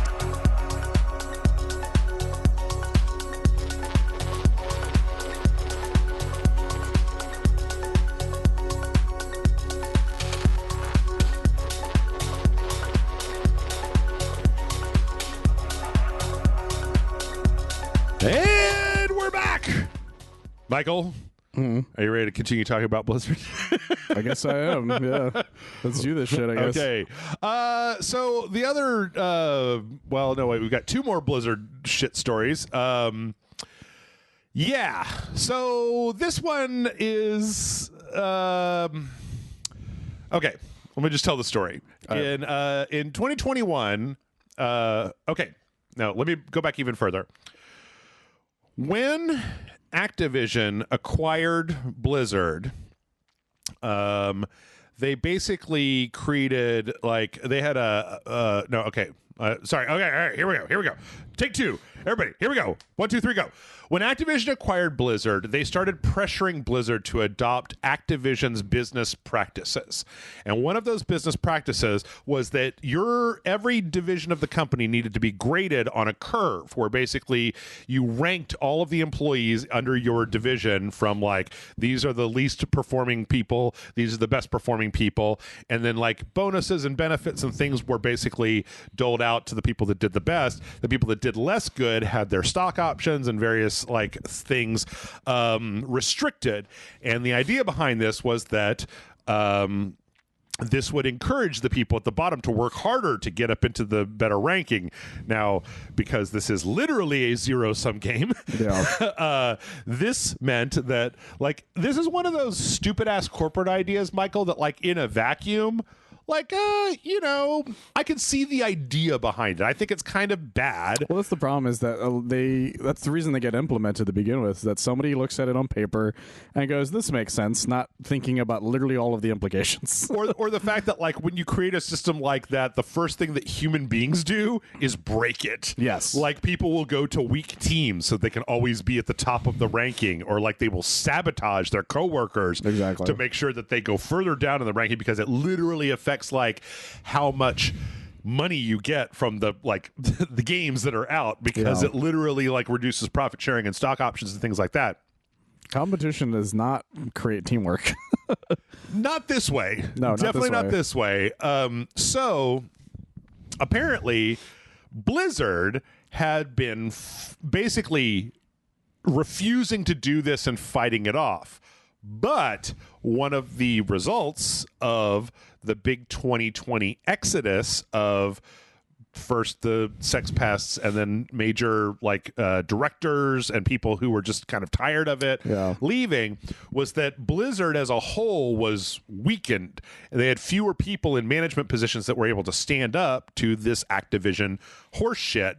And it has now come to a point where they are no longer able to fight it off. And so one of the people from Blizzard, who was it? It's a guy named Brian something? Brian Birmingham, who was one of the lead engineers on WoW Classic, basically refused to give people lower rankings and left the company, and then put all this out on Twitter, like, as well, he kind of had to, though. Yeah, because what happened was that Jason Schreier reported on it without him knowing about it. Yes. So he had to come out and explain himself. Yes. Because that was the unfortunate thing about the reporting of it. Yes. And yeah, this is some dick. This is some fucking garbage. Like, massive. Massive shit. Don't know how anybody could be like, no, that sounds like a great idea. Everybody will definitely play fair. Nobody will, like, have you ever taken a class that gets graded on a curve? I have, and it never goes well. I was in high school. Some of our classes got graded on a curve, and all it did was make people fucking mad. Yeah. And it was mostly people were getting mad at me because I was a nerd, and so I would bust that curve up. I would be at the top of the ranking, which is cool for me, but then it was like I was making everybody else fucking look bad by just doing my work the way that I wanted to do it. Yeah. And like, that sucks. Like, then that makes it's a team. Yeah. It's not Squid Game. It's a fucking graphics division, right? That's the issue is whenever I see people do this, they're like, this will make everybody a lot more like incentive to work together. Yeah. Instead of, like you said, a Hunger Games, Squid Game situation where everyone turns on each other immediately. Right. We're like, if I win, you lose. So then, okay, let's get the knives out, man. Like, it's the corporate America ass bullshit that for some reason people think is a good thing. Yes. And it's never been a good thing. And the other thing about it is that I very, very, very rarely ever hear stories where this is like affected at like the vice president level. No. It rarely ever happens for the CEO. The people making bushes for WoW Classic level. Yeah. It's stupid. It's the thing that makes me laugh because it reminds me of the reason the Academy Awards exists to begin with. Because actors at the time were thinking of unionizing kind of thing to be like, why don't we just all work together? And so the studios heard about this and they're like, what if we made an award show that said you are better than that guy, right? And then they're like, fuck that guy, and so it became a competition, and so everyone dropped that idea. Yes. And so I feel like that's what's happening here. They're trying to stop them from unionizing again. Just remember, just tuck the story away in your head for whenever you hear anything. Like anytime any corporate person tells you just like, we're a big family here. Yeah. It's like, are you? But are you? They're the family that's on YouTube that does challenges with each other. That's the family they are. So yeah, what a crock of shit. What a 100,000%. May the odds ever be in their favor. Jesus. We also got a story about the workers at Blizzard Boston, which was known as Proletariat Studio. Jesus Christ, really? That's really their name? Yeah. Well, that's what they were called before they were bought and then rebranded as Blizzard Boston. Rebranded as Blizzard Boston. Okay. Boston. They were in the process of attempting to unionize. Unlike, though, a lot of the previous union efforts that we've seen, this was not the QA department unionizing. This was the entire studio unionizing. This week, they withdrew their request to the Contract Workers Association, or whatever it is, the CWA, for unionization. And so this is a really interesting story because I don't know what to say, or actually, I do know what to say. I've got it all in my head. You guys can tell. I've written all this down. This is all written down. I'm reading a piece of paper that says, and then go, So when they pulled out, the Contract Workers Association of America put out a statement that basically threw the director called Seth Sivak, the CEO of Proletariat, under the bus and said, quote, unfortunately, Proletariat CEO Seth Sivak chose to follow Activision Blizzard's lead and responded to the workers' desire to form a union with confrontational tactics. Like many founders, he took the workers' concerns as a personal attack and held a series of meetings that demoralized and disempowered the group, making a free and fair election impossible. And that is the main story that you'll read. Yeah.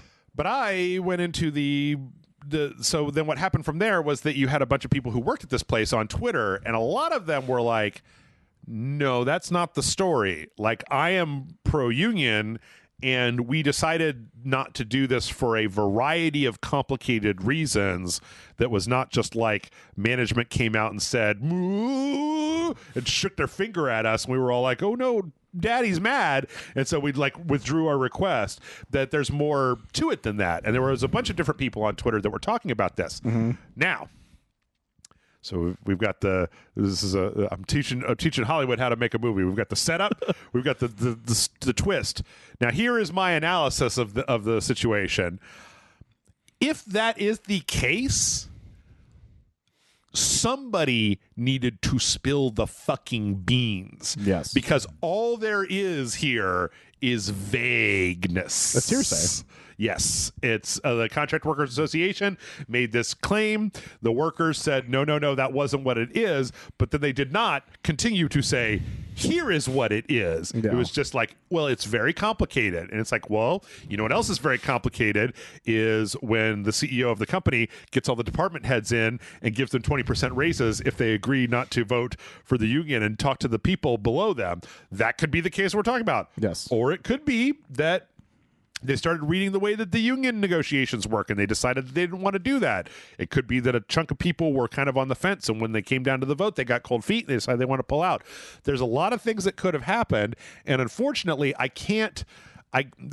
There's the reason I'm talking about this is because those tweets from the employees had a certain amount of like ire behind them. That like, oh, these news outlets are just taking the CWA's statement as fact and running with it when we think our boss is fine and there was a lot more complicated. And it's like, that may be the case, but now that this is a story you need to explain because you are a Blizzard studio and I just got done reading a bunch of shit about Activision, Blizzard, and Microsoft. Well, Microsoft hasn't been bad about the union stuff, but they pretend they're not, but I'm sure once it happens, they're going to figure some shit out. Sure. I'm going to send Master Chief in and break some legs. refer to my story how 20 years after I worked at Microsoft, they're still doing the thing where they let contract workers work for 18 months and then lay them off so they don't have to convert them into full-time employees. Like, they are not angels. Yeah. Nobody's angels here. Phil Spencer is not like the only guy who works there. Yes.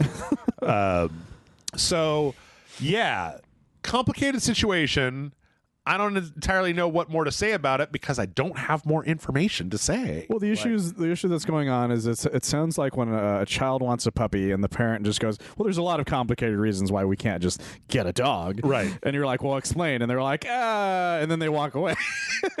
Like, it's just that. You're like, well, what? Like, so you're just sitting there twiddling your thumbs going, I guess I have to accept the answer. Right. But you really want to know why your dad really doesn't want to get you a dog. Yes. Kind of thing. And that's just kind of that's what I feel like is happening in the situation. Yep. And the only difference is that it's also the other brother.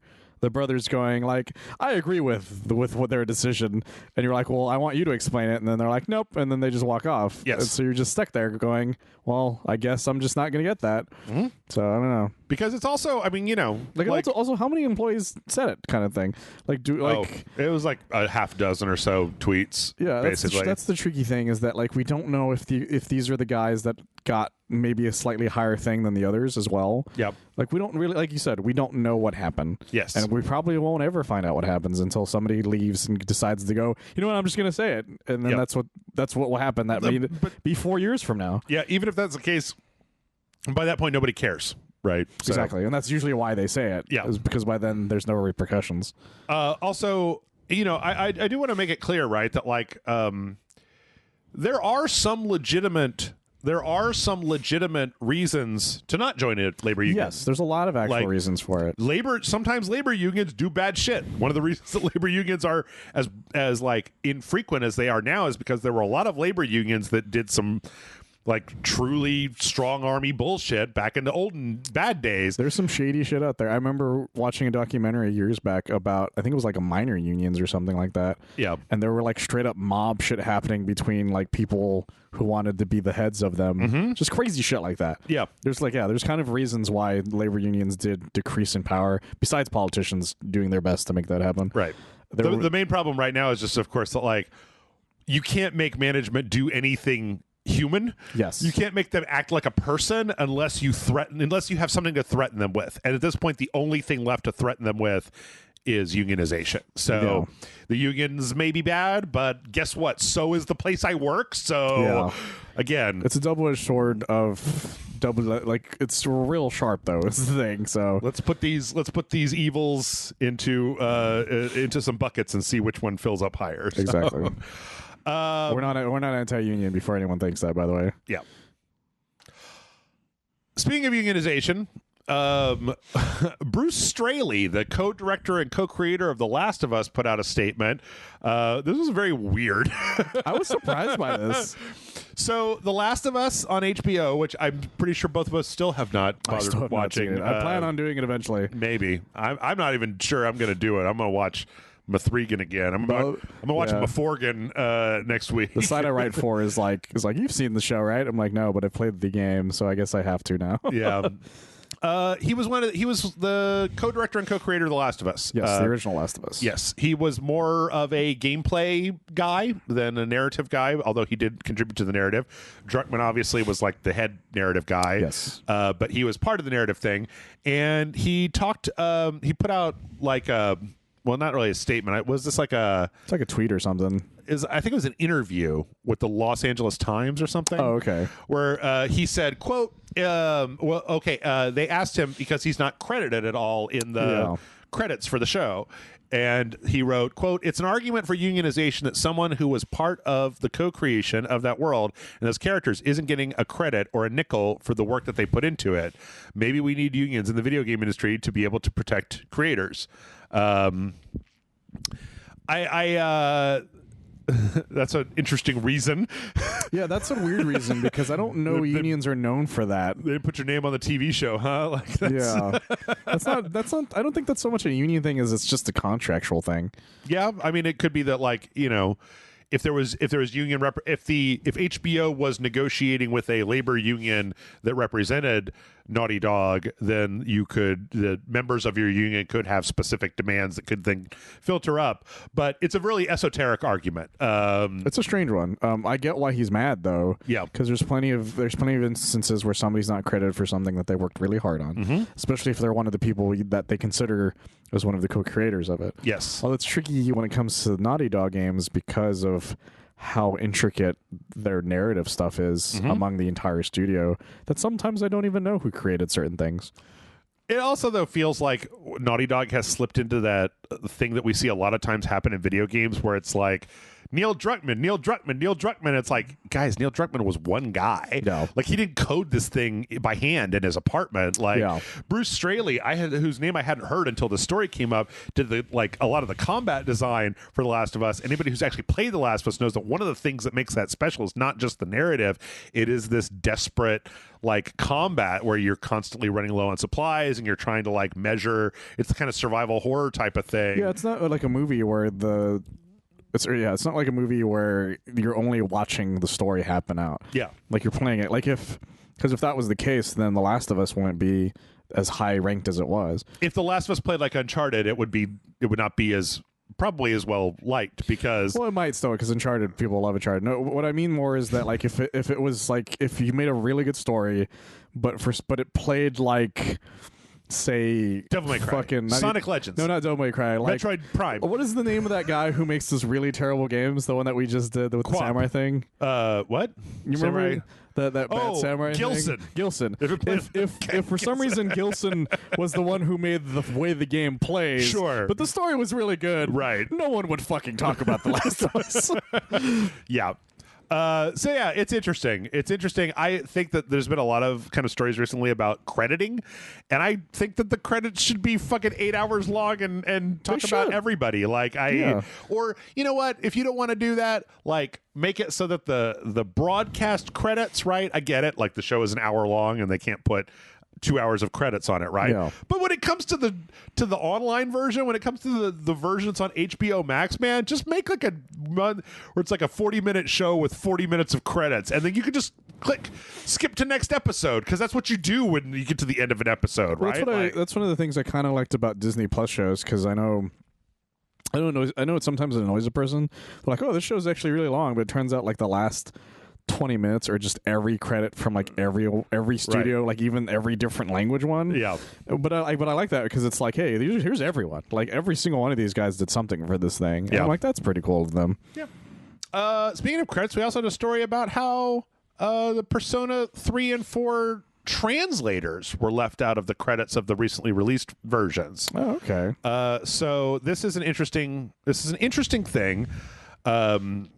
It came out when this person, Katrina Leonodakis, sorry. I'm going to try. Sudeikis. Talked about Leonodakis. how there was a company that did what they call the FIGs, the French, Italian, German, and Spanish translation. Yes, and how they had not been fully credited. Basically, like when you look at the crediting, it says like crediting services provided by X person, and not like the actual names of the people what went through this fucking 40 to 80 hour JRPG and translated every goddamn line of dialogue into another thing. They gotta localize that shit too. Yep. And how that kind of sucks. Now, on the other hand, well, I mean, the company that did the translation is called Keywords. Keywords put out a statement saying, at Keyword Studios, we are always keen to celebrate our artists and people. As a services provider to the global video games industry, it is a standard procedure to provide the names of all who worked on the game with the understanding that this is no guarantee of inclusion in the final credits. Crediting decisions remain with the game's developers and publishers who will consider and balance multiple aspects of this process. Oh, there's some saying they're throwing Sega under the bus. Right. They said that... this is not my fault. Sega did that shit. Yeah. Talk to Sonic the Hedgehog about this. Yes. He's in charge of this. Yeah. Wait, Sega? Was Sega the ones that... This is... Oh, yeah, I guess that's published by Sega. Okay. Yeah, they publish a lot. They publish a lot of the Atlas games. So, yeah. At least at the time. This might have been just this specifically. They also mentioned that in the credits, they actually have, like, the producers and project managers, but not the individual translators. Yeah. And how that's kind of a smack in the face.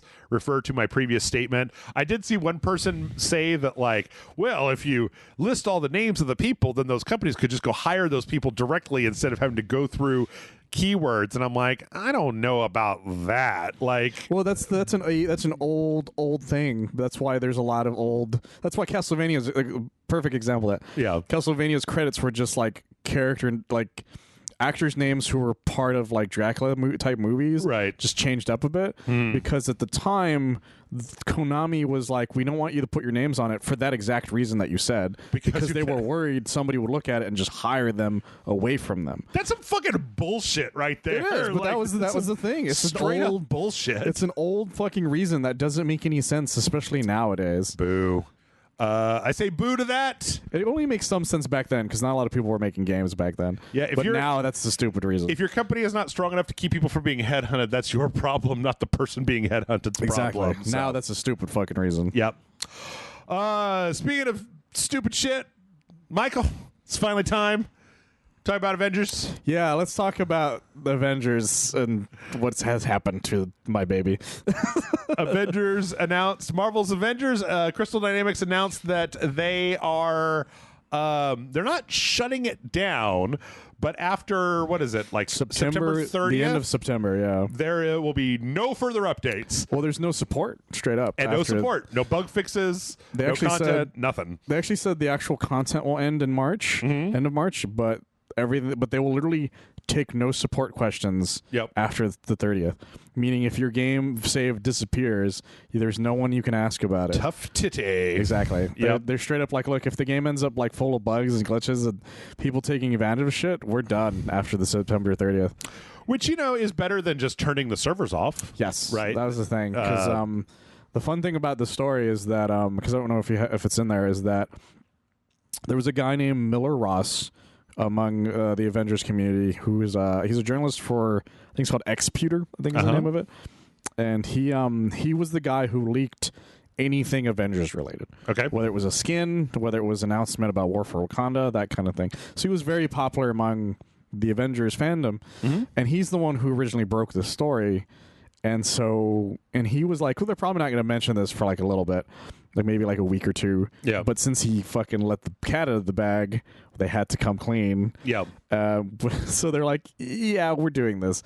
And the worst part about this is that it's obvious they've been trying to get money out of people because they came out 2 or 3 days prior to this announcement, a $75 MCU pack in the store. Oh shit! That you could buy all like I think it was like 10 or 12 of the outfits. Oh wow! And that's nuts because this announcement's like, by the way, all that stuff will be free at the end of March. Yes. So it's like you guys were clearly trying to keep this under wraps before that was going to happen. Yep, pretty much. I mean, but okay. Listen, I will say that.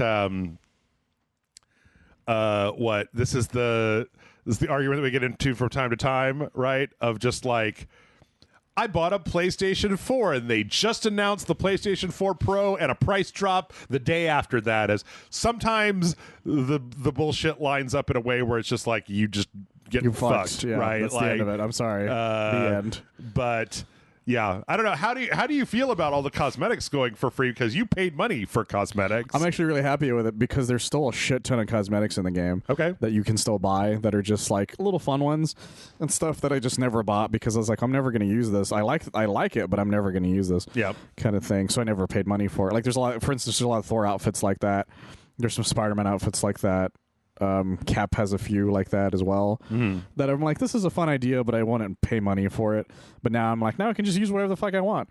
And I'm excited by that for that, as well as the shipments, because there were limited time outfits in the game that were part of this thing called shipments that you had to basically grind the in-game currency to buy buy enough of these shipments that it would give you that limited time thing. Gross. And those are just going to be part of that free thing. They're going to turn off the shipments and just give you all of those limited time outfits. And I'm like, yes, because there's a Hawkeye outfit for him from Civil War that I really wanted that I never did because it was every time it popped up I was busy doing something. Yeah. And so I'm like, okay, cool. This is great. And it's great, but the only thing that frustrates me is that this means that everything's done. There's so many threads that they were clearly being set up that are just never going to pan out. Yeah. And that bums me out. But the fact that we made it to 3 years is already a miracle because Babylon's Fall made it to like, what, 10 months? Yeah, I mean, except for the fact, I don't even know how that worked though, right? Like Square is still running Avengers, right? No. There's Crystal Did it get sold to Embracer sold with Crystal D? Yeah, it did. Okay. And, that's the reason everybody was wondering what was going to happen with it. That's the reason it got shut down because Embracer Group was like, no, look at this piece of shit. It's not making any money and we're just dumping money into this hole. People are pretty sure that's one of the main reasons. The other thing is they fired the lead developer, Brian Wagoner, I think was his name. Okay. They fired him much earlier than they anticipated because it turns out he might have been racist. Well, his Twitter apparently was full of like some fucked up shit. I was just going to say that, like, you said, oh, we made it it was 2.5 years. And you're like, oh, we made it 2.5 years. And it's just like, guys, how the fuck do you fuck up the video game of like tie-in? Not even, I mean, not like adaptation, but like it's directly adjacent to like one of the most profitable and like well-beloved movie franchises that has ever existed in the history of mankind, and you fucked it up so hard, man. Like, they dropped the ball so fucking hard. Like, oof a doof. So like it was. There's a great meme that I shared, which is just like they under-delivered, tons of bugs they never fucking fixed. Yep. And all they did was make skins to get money out of people. But god damn it, there goes one of my favorite beat 'em ups I've ever played. We're never gonna get Ultron. We're never gonna get Captain Marvel. We're never gonna get War Machine. These are all things that were teased, and they're just never gonna happen now. Yeah. But the game is now completely gonna be. They're also, yeah, that's the thing. They're going to stop selling it after the end of September. Okay, great. As well. Oh, no. in case, because they're going to try to keep everything open. Yeah. The single player is all still going to be playable, of course. And the multiplayer mostly worked off of that thing where it's like peer-to-peer. Uh-huh. So they have like a lot So they don't of have to keep servers turned on. Yeah, as well. So it's gonna last. And like I said, all of that stuff's going to be free. So if you want to just play the game, it's as complete as it's ever going to be. I mean, you know, the thing is that done. Since if it's no longer under Square's like aegis, right? It means that you might be able to see a thing where like the community takes it and just starts fucking tearing it apart and fixing it and adding modding bullshit. I hope so. If it's all peer-to-peer, it's just like, fuck, it's the Wild West, man. We're gonna make our own goddamn Avengers game with blackjack and hookers. We modded in blackjack, we modded in hookers. I can see that happening, and God bless you guys. Go for it. So let's see. In other online news, League of Legends source code got hacked. In addition to Teamfight Tactics, Riot confirmed that both of those had their entire source code leaked. It was a ransomware attack. They asked them for money, and Riot basically said, nah. And no personal information was leaked. And they're looking at basically cleaning it up to shore up anything that might have been any vulnerabilities that were opened up by the hack. Okay. But apparently, it was like a phishing attack, I think. That sounds right. Don't click on shit. Just don't do it. Unless you really want to get fired, just don't click on shit. Yeah. So yeah, there's not much more to say beyond that. They don't negotiate with terrorists. Yep, that's pretty much it. Gamerists, they call them. Also, speaking of hacking, Grand Theft Auto 5 on the PC has been found to have a vulnerability in it that will basically, it's kind of like the Dark Souls one that will allow people to literally run remote code on your computer. Oh, God. So they haven't taken down the servers Makes yet. them so much money. Yep. Apparently, this also, when it happens, it'll corrupt your save game to a point where you just can't start the game. Oh, God. It goes up to the sky and then it just sits there kind of pulsing and you can't get back in. This is gonna attack. People are gonna attack so many streamers with this. Oh yes. Holy shit. So yeah, if you're playing Grand Theft Auto and you're on the PC, apparently this will even happen if you're running the single player, because the multiplayer like netcode is still running. So if you're running Grand Theft Auto 5 on the PC, fucking don't play online and turn it off. Disconnect everything. Disconnect. Yes. You don't want any part of that. Let's see, another horrible scammy news. This is a very brief. I don't know that this really applies to a lot of the people that listen to RageSelect. But if you're looking at buying a video card, buy a new video card. Buy them from a reputable source. Don't buy them from like a Chinese website or like a South American website that has like a killer deal or whatever. Yeah. Because apparently, crypto miners have been basically like this. There's this video from who is this guy?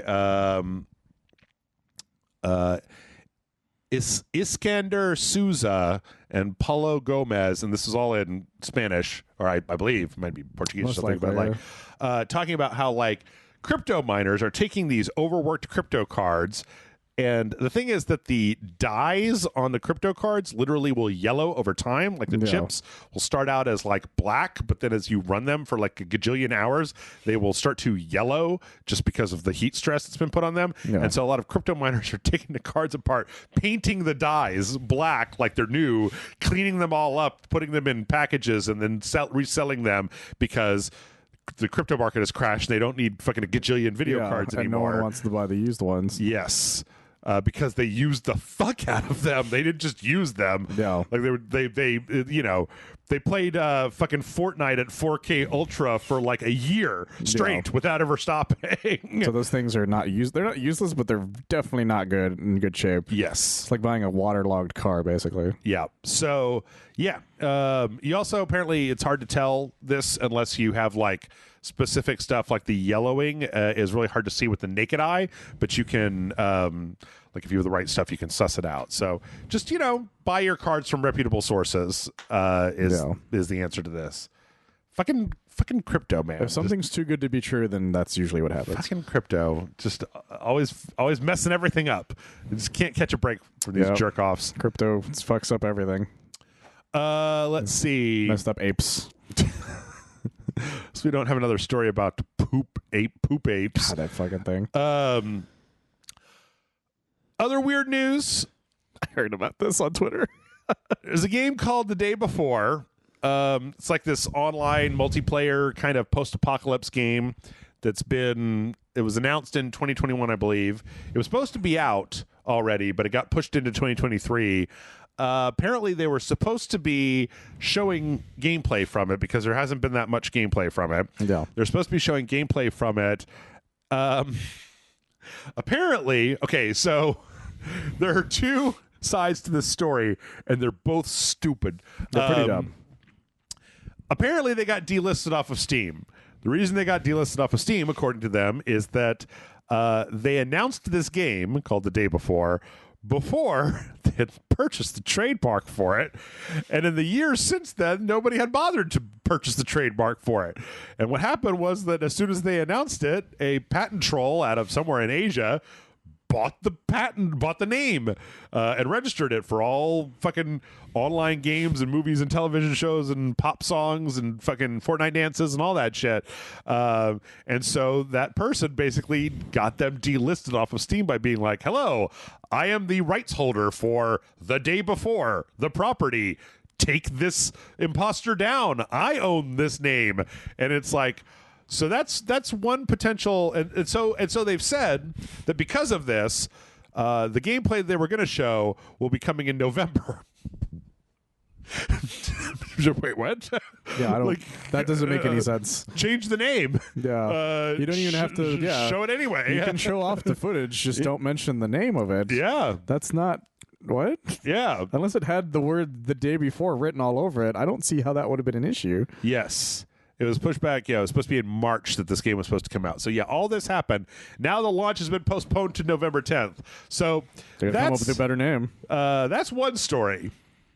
The other story, coming from, this is just people who are fans of this, is that this game doesn't actually exist. Oh, I wouldn't be surprised. Like, or if it does exist, it's so in development hell. There is no copyright patent troll. This is just, we didn't want to show how fucked up our game looks right now, and so we kind of like either ginned up the story or like we took advantage of the patent troll thing or whatever, and we're just like, oh, we're no, sorry guys, it's gonna take us, I mean, it is February, right? It's going to take us 9 months to deal with the naming rights for this game. Also, it's going to take us 9 months to not only deal with the naming rights, but also show you anything about the game. Right. That doesn't make any fucking sense. Right. Yes. So people, I mean, you know, who knows? That could be true. But the internet, being the internet, is like, sus. Super sus. Well, it reminds me of that one, I don't even remember the name of it, the one that everyone thought was a Kojima thing.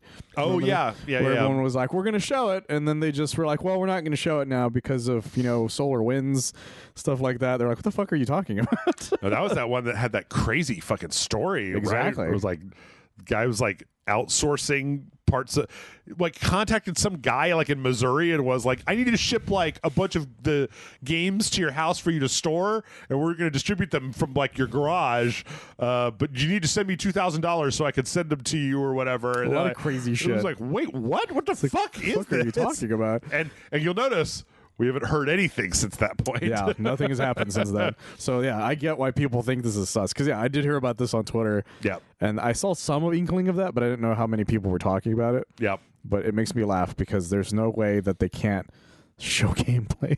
Yeah. Because I've heard stuff like this happening before where that actually is a thing that happened, where a game just forgot to get the trademark for it, but they still showed off what it was. Right. I don't have an example off the top of my head, but I do know apparently there is one where they even printed shirts with the name before it had happened. Before they had copywritten it? Yeah. Yep. And then they found out at the last minute that they couldn't do it. Yeah. It's a stupid story. Yeah. So it's really dumb. There you go. Let's see. What do I have these? I think it was Anthem. I want to say it was an Anthem thing. Oh, okay. But I don't remember what the original name was supposed to be. Oh, this was their statement about the thing. So, anywho, surprising no one. Justin Roiland resigned as the CEO of Squanch Games. And apparently he did it a while back. Yeah, apparently he did it earlier, or January 16th. So, like a week ago. Like last week, we were talking about the lawsuit that was filed against. It was another person at Squanch. Yeah, I've also heard some stuff about how Justin Roiland doesn't do a whole lot anywhere anymore outside of do the voice. Well, this is the reason he got fired from or not fired, but let go from everything he's been working on. Yeah, because everybody looked at what was going on with him and went, he's not actually really doing anything that we can't replace. Right. Like it seems that because he does so many voices, it probably was easy to make so many things. Yeah. Because he's like, I got like 9 voices that I do for like everything. Right. And that's what he was doing for a lot of his shows. Because the gun in High on Life was just fucking Morty. Yeah, it's just like, and even the thing with Trover, like he's 90% of the voices in that game. Yeah. And so like Squanch Games was basically made just for him to voice a bunch of shit. Yeah. Is really what it felt like. And so it's the only thing that makes it kind of sad is that now Squanch has to figure out how to make a name for themselves that isn't tied to him so intricately. Right. Because Squanch in general is already because of the Rick and Morty gag kind of thing. So maybe they have to revamp. I don't know. But there's a lot of people who can do a Rick and Morty voice. Yep. There's a guy I found out about, I think he's on TikTok or something, called the Real Morty or something. Because the guy does such a good job at doing the voices that they showed Justin Roiland, like this was before everything happened, him doing those voices. Yeah. And he was like, that is scary close to my voice. Like if you put the two of us side by side, people would have a hard time figuring that out. So there are people out there who you could easily get to do a lot of these things. Probably not all the voices, but most of them. Yeah.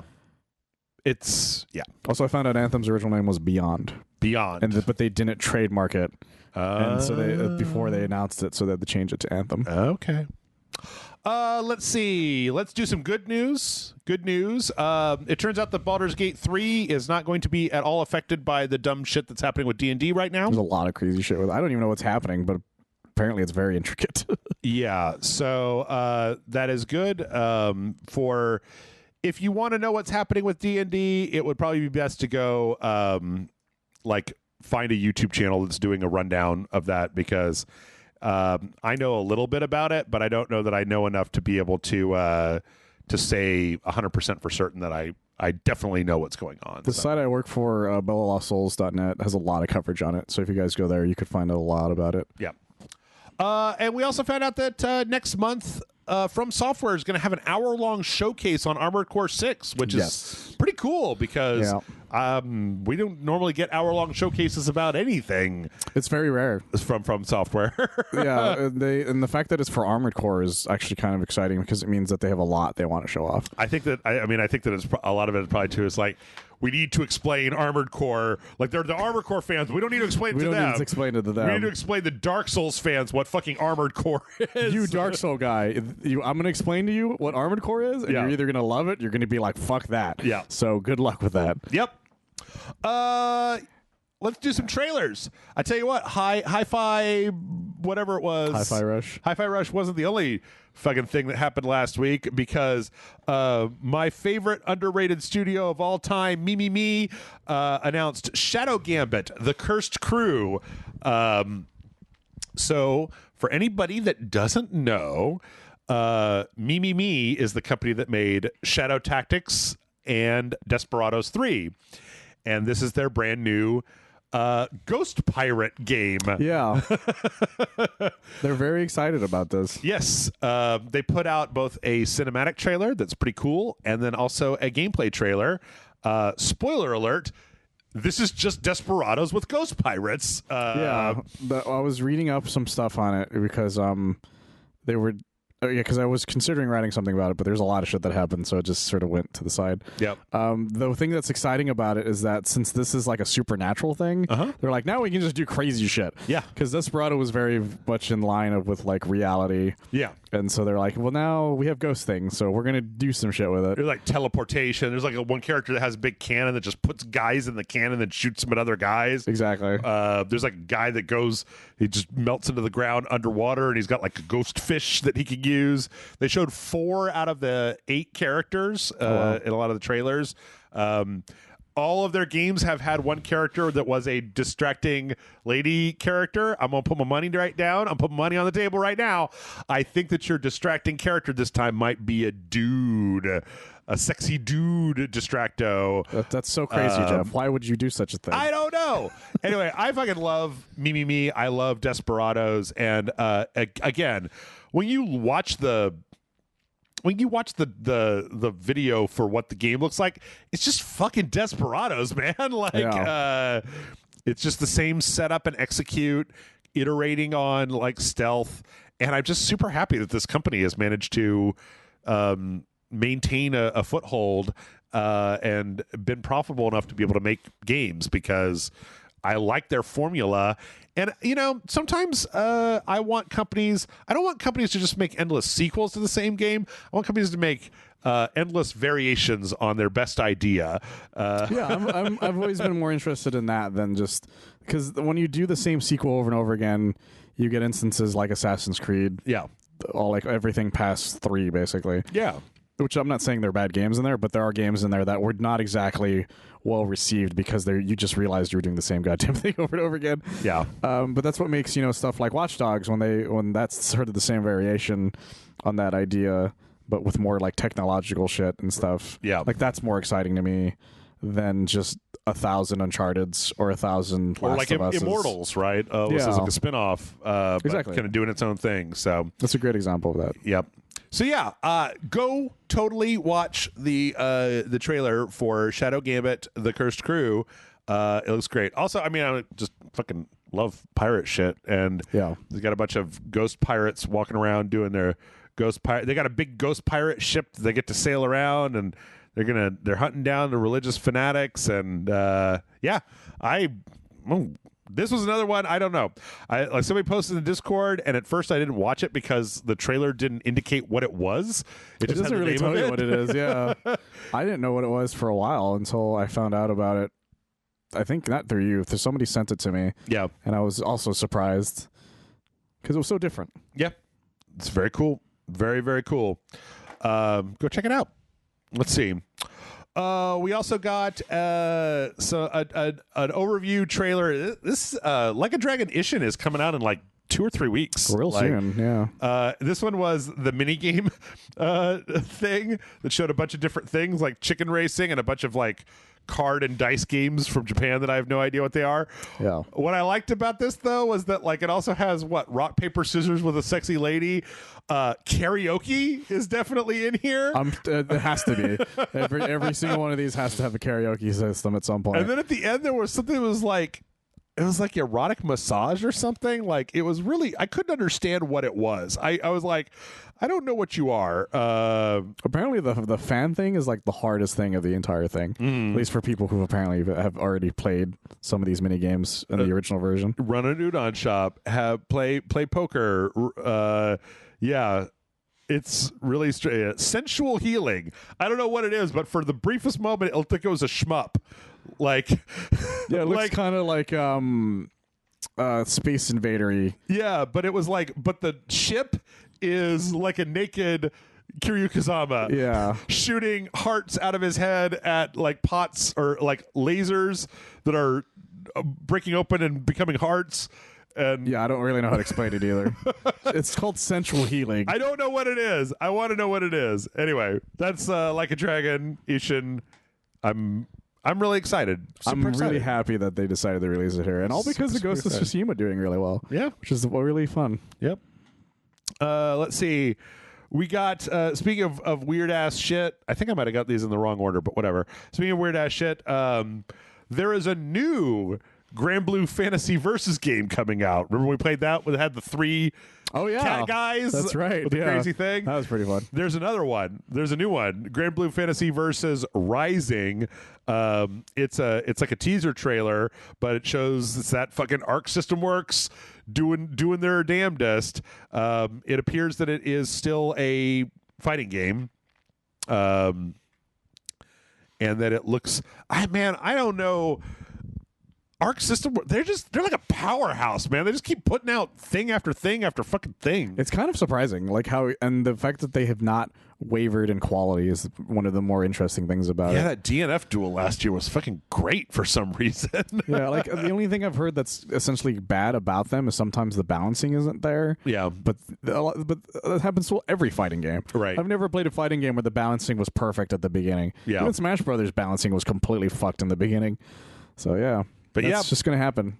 There's a new one of these, and it's I believe they put kind of a release window.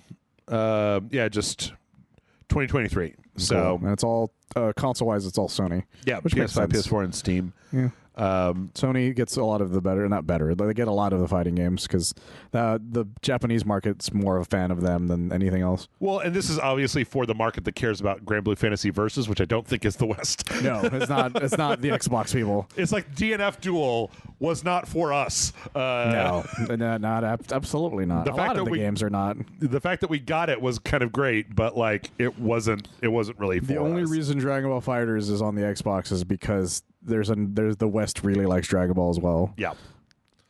Let's see. From there, we got the announcement for WWE 2K23. We got 2 trailers. The first was a cheeky trailer joke.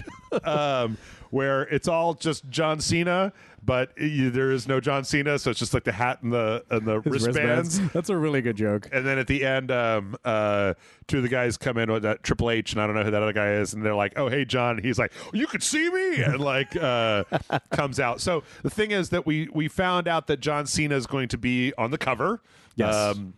But did you actually? John explained all this to me. I can't pretend like I knew this. So then they talked about the campaign mode. So typically, I don't know if you know this. I don't. That's the thing. I don't know shit about the fighting game ones. So typically, not the fighting game, the WWE ones. The way the campaign mode works is they'll pick somebody. Like last year, I believe it was Rey Mysterio, and so they'll make a campaign that basically follows Rey Mysterio's career, and then like in a match they'll put up a historic match, and then they ask you to do like specific moves, and then once you pull off that move, the game literally crossfades from that move into the actual footage of Rey Mysterio doing it. That's really fun. So it's like, oh, you are getting to replay Rey Mysterio's career, but a lot of people are a little tired of that, because you just end up playing the same person. You always have the My Career mode and all the other stuff, but the main like showcase headliner career is always just like you're playing the same guy over and over and over again, right? And sometimes it's not your favorite one. Right. So John Cena is not well liked in the WWE. And so the way that this career mode goes is, the reason people don't like John Cena is because he wins a lot, but he doesn't win all the time. No. And there have been a series of fights in his life where he has not won. And those are the fights that are in the career mode, are the times that John Cena lost. But the way that it's being framed, this is what he's saying in this little booth segment, is that you are playing as the people who beat John Cena, and John Cena, the entity, is trying to break history by defeating you to rewrite his record as being like 100% victories. And so it's up to you to show that goody two-shoes John Cena, who's boss, as you play as the Undertaker or Dave Bautista or whatever. You have to stop John Cena. You have to stop him winning on everything. And it works really well in here because he comes out in this little booth where he's wearing the suit and everything, and he's shit-talking you, the player, to be like, you can't even fucking see me. Like, what are you going to do about it? And it's like, that's great. That's actually great. I love that idea. I love everything about that idea. Yeah, because this is the thing. This is the only thing I knew about John Cena for a long time, is that he was the Superman character of the WWE, which is why people hated him, because all he did was win. He had plot armor more than anybody in the WWE. Yep. And so it makes sense. So I love this idea a lot more than just him winning constantly. And apparently, John was also telling me that a lot of the buzz is that the team that took over from Ukes, that had such a disastrous run with 2K21 or 2K20, I think, and then 21 was that arcade wrestler, and then 22 was Rey Mysterio, and it was okay, that they've really cleaned up the code base and they're really getting their shit together for 2023. Listening to feedback and everything. Yes. That's good for them, guys. So I at least appreciate the story of the John Cena thing, because I think it's funny. What I love about that is because John Cena is one of the only wrestlers who would go with something like that. He's just like, yeah, man, whatever. His ego is like, I don't give a fuck. Let's do this shit. Yep. The man was during Peacemaker was like, you want me in my underwear? Sold. Let's do this shit. Yeah. So he's willing to do anything, and I fucking love him for that reason. Yep. Let's see. We got a very brief teaser for the Return to Castlevania DLC for Dead Cells, actually showing the game in action. Previously, we saw the cutscene. I didn't see this. But we get a very, very brief thing where the main character of Dead Cells walks up to the gates to the castle, and then he bangs on the door, and then they show a little bit of gameplay, and then he just goes nope and walks away from it because the door doesn't open. So but that's a pretty good gag. Very briefly show like the biome that they're going to be using. We still don't have a direct release date, but like, this is just so genius, though. I love the idea. It's great. Taking this roguelike Metroidvania and then making it into actual Castlevania. I actually really want to play this. Yeah. So, yep. I'm a big Castlevania fan. Yep. And I think we still don't have it just says Q1, but nothing. And that could be specific. till I think like April or something like that. I forgot when Q1. Actually, no, Q1 March. Q1 doesn't even start until like March, right? It depends on what you're talking about. The fiscal year ends in March. I think Q1. Normally, when you talk about varies is the issue. When you talk about Q1, I mean, normally you're just talking about quarters, right? So every 3 months. But when you talk about the fiscal year ends on March. Okay. This is probably going to be out by March because most people don't. When they see a quarter number, they aren't working off the fiscal year. We are, because we do so much financial news. It's true. Stuff. We think about that stuff a lot more than anyone else does. Yeah.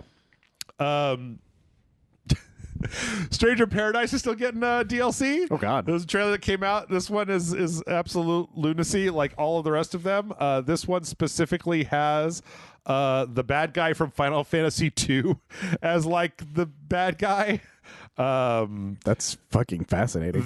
This character is one of the sky people from Final Fantasy I looked all this shit up, and she's bringing out like the bad guy from Final Fantasy II, who I only recognize because of Final Fantasy Dissidia, and then like a bunch of Omega weapons to fight, and then in this trailer, it's like they start off with all this medieval stuff, and then Jack Garland is just like, that sounds like bullshit to me. And I'm just like, oh, don't ever change Stranger in Paradise.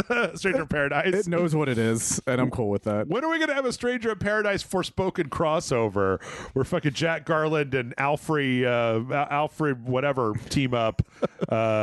Somebody pointed out in the YouTube comments like there's that one actress that's named Why would anyone know that, though? I wouldn't know that. I don't know. Good luck with that. Yeah. I play video games. I watch movies. It's out of Mithrigan. I only watch Mithrigan. That's the only Okay, one still call it Mithrigan. It works though, which is just funny to me. It's because I posted it in the Discord chat. It's because of the meme that had the substitute teacher from the Key and Peele sketch.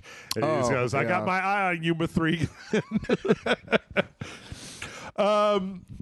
Not for Broadcast is getting both a console release, but it's also getting DLC that is a horror themed expansion. Ooh. I don't know if you know Not for Broadcast. I don't. It is Bryce and I played it. It is a game where you literally are in the control room and you are live switching between live feeds. So Bryce was really fucking good at it because that guy does that for a living. Yep. But you're under like some kind of bureaucratic like totalitarian regime, so you can't show like people chanting for their freedom or whatever. Okay. But this one is like specifically horror themed. I'm like, okay, sounds good to me. It's incredibly poorly acted, but that's kind of part of the charm. That's his point. Yeah.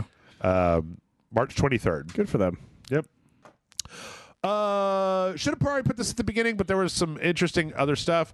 SteamWorld is back. We got the announcement trailer for SteamWorld Build, which is kind of an Anno-style city builder game, but in the SteamWorld universe.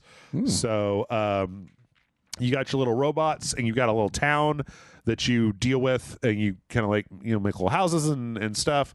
But then you also have to deal with the other side of it, which is the underground, where you're mining and you're trying to get ore and stuff out. And then there's also monsters and things down there.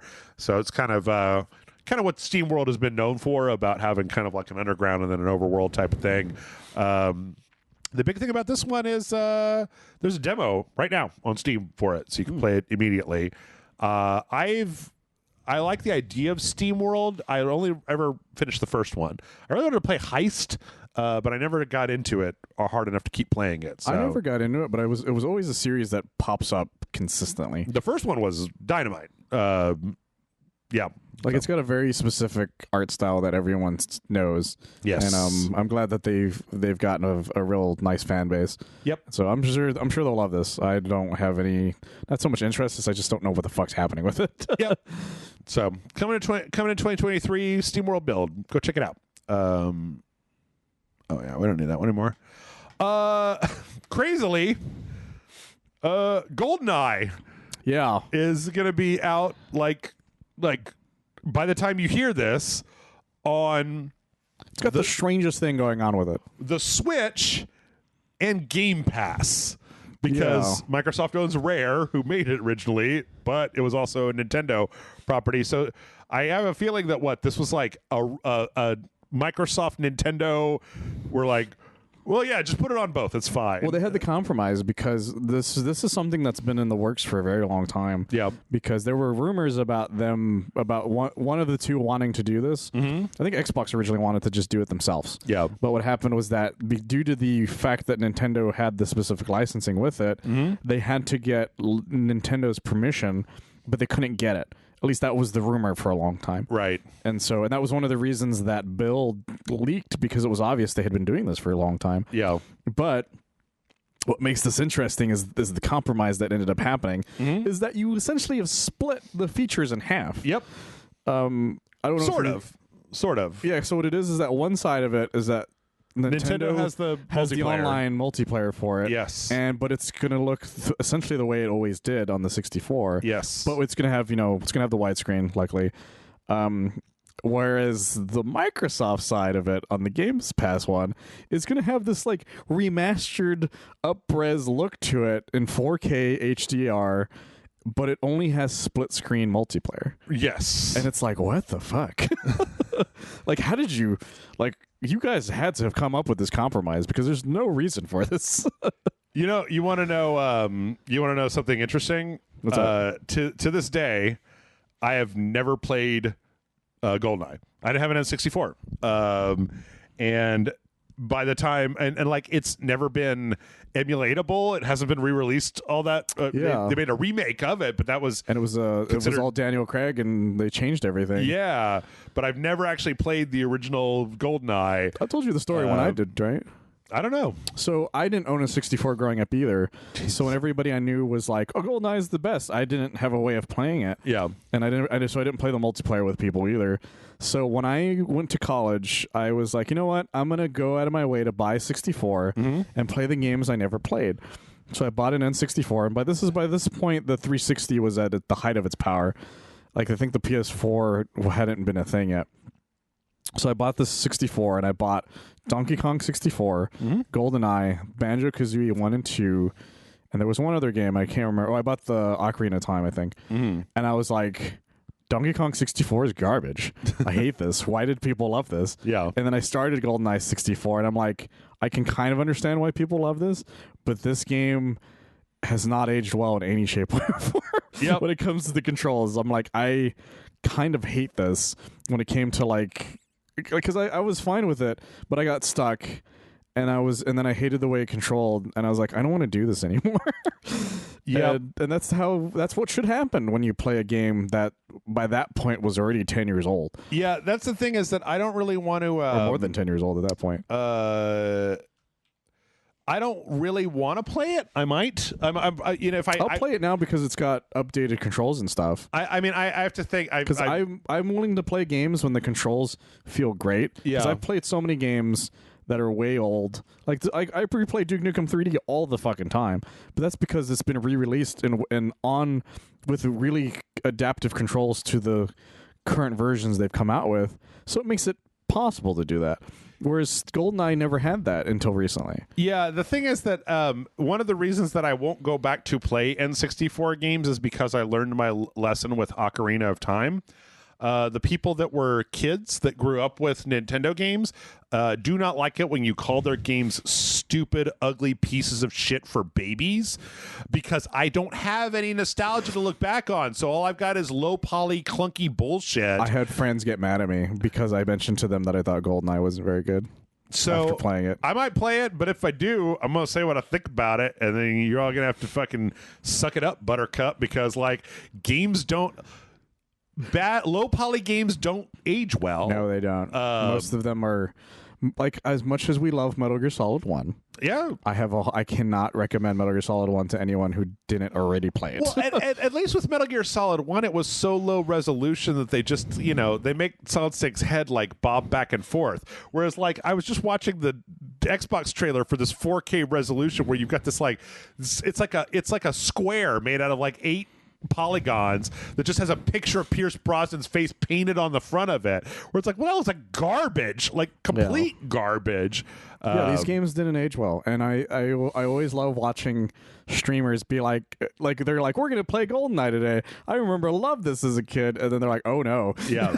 Or I mean, you can see in real time their nostalgia break, and it's so fun. I remember. I mean, the reason when it happened for me, it was when they put out that re-release of Ocarina of Time on the 3DS, and I was like, oh, maybe the 3D will make this bearable to play. And I went to go play it, and I was like, no, I fucking hate this. This sucks. Link to the Past is a billion times better than this, and it still much better game. Looks good because sprite-based stuff tends to hold up. Because in fact, out of the 64 games, me and you agree on this. Majora's Mask is the better of the two. Absolutely. By the way, just a brief note: if you are a fan of GoldenEye, go look up Agent 64 Spies Never Die, which is a PC game, and I think it might be on consoles too, that's coming out this year, that is basically GoldenEye. Like somebody made a GoldenEye throwback style game, but it's all built in a way to make it like modern, feel good on a modern system. And they did all this before the remaster was kind of known to be coming out. Yes. 'Cause this has been in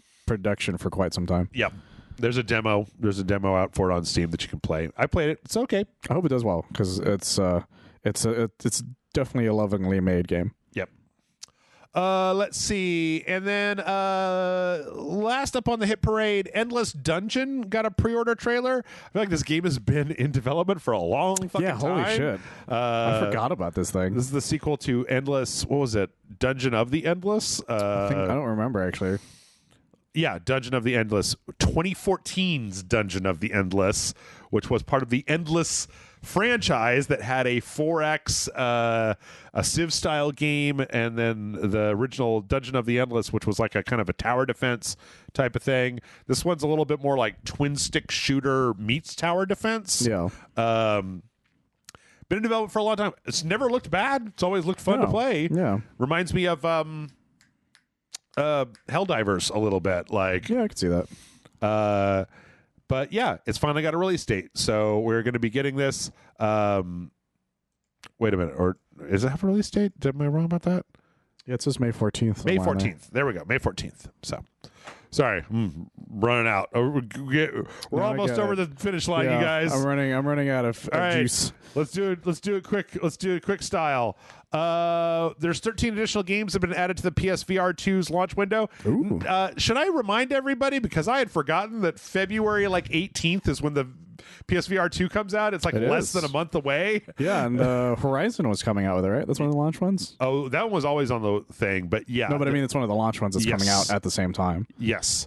There are now 30 games that are going to be made available through the launch window. Anything super awesome? Let's see. Before Your Eyes is that one where when you blink, it literally makes time go forward. Really? You play with I the forgot about webcam. that. Yeah. There's going to be Res Infinite and Tetris Effect are both getting re-releases. What the Bat? I really want to play What the Bat. Thumper is in there. Yeah, that one's an interesting one. That's a good one. That's going to be hard to look at, though. Yeah. And also, it looks like Creed. The Creed game is getting. It's got another one. I don't recognize a lot of these other ones. It's called the Championship Edition. Yep. So Super Turbo. Yep. HD. But yep. PSVR 2. I briefly considered today. I was looking at them, and it was like it's $600 for the Pack Plus Horizon. I just don't know if I could justify that, because recording VR videos is a real pain in the dick. It's super difficult. Like, I'm only considering getting one eventually because the Ghostbusters game is supposed to be on there. Oh yeah, eventually. Of course. We got some updates to Disney's Dreamlight Valley coming. Specifically, Encanto is coming in February, and in April, Simba will be showing up to join Scar from The Lion King. As well as a few other things. I'm kind of amazed. Apparently, this game is just doing gangbusters. It's just The Sims with a bunch of Disney characters. I'm not surprised, though. Of course it is. Like, it's loved by they're called Disney adults, I think is the term for them. Apparently, they're like people who just go to Disney all the time. Yep. I bet you they're like the main thing that are buying these things. I know a few of them. I'm kind of impressed at how Encanto just hangs on. Like they had that whole stage musical thing that they released on Disney Plus or whatever. Encanto, I watched it for one of us before it came out. I'm like, I like this fine, but I didn't expect it to get as huge as it did. Yeah, I probably should have, considering, but that's more because I saw it more as pandering to me. The way, which is funny because I loved Coco because it was pandering to me. Right. It's just I for some reason I just didn't connect with it the way everybody else did. I did, but at the same time didn't. If that makes sense. It does. I'm glad it did work out though. Age of Wonders 4 is coming out this spring to consoles and the PC. So there's like going to be 3 of you listening to this. That makes very, very, very exciting. Yeah, I guess. Question mark. Age of Wonders is the kind of spin-off to the Wonder Twins. Heir apparent to the Heroes of Might and Magic throne, which if you know Heroes of Might and Magic, I've known people who are really into Heroes of Might and Magic. So, makes sense, yeah. Yeah. Genshin Impact's the kind of alternate game. What is it called? Honkai Star Rail is getting a beta this month. I completely forgot that was the thing. This is the Mass Effect style JRPG for the people that brought you Genshin Impact. I might give this one a shot, as well as the other one they're making, the weird kind of Devil May Cry but with cyberpunk characters one. Oh yeah, actually that's the one I might give a shot. Actually, yeah, this one is just like a turn-based RPG but with a bunch of characters, and MiHoYo or whatever has done a good job with their characters. So we'll see how it goes. Go sign up. And then last, before we get to the fun stuff, it appears that Sega is teasing maybe a remake / re-release of a Dreamcast game called Cosmic Smash. I have no idea what that is. Which I had never heard of. It's kind of a weird, like, Tennessee game where you're like a cyber guy that is hitting a ball and there's like blocks on the other side. It's like playing racquetball, but you're knocking down blocks. And apparently it's one of those things that's just like super hard, very I'm not surprised. Tight controls, also very fast. So you can like really get better at it by iterating really quickly. That would make a great VR game. Yep. And the whole thing is that they kind of talk about. They've kind of been putting out some tweets. I won't go into the details because I'm too tired. But it looks like there might be something coming from this soon. And now a couple of quick fun things. Michael, we were talking about Forge mode before. I know you didn't get far enough in Elden Ring, but there's these guys this is a level towards the end of Elden Ring. This is a Halo map that was made in Forge. Oh my god!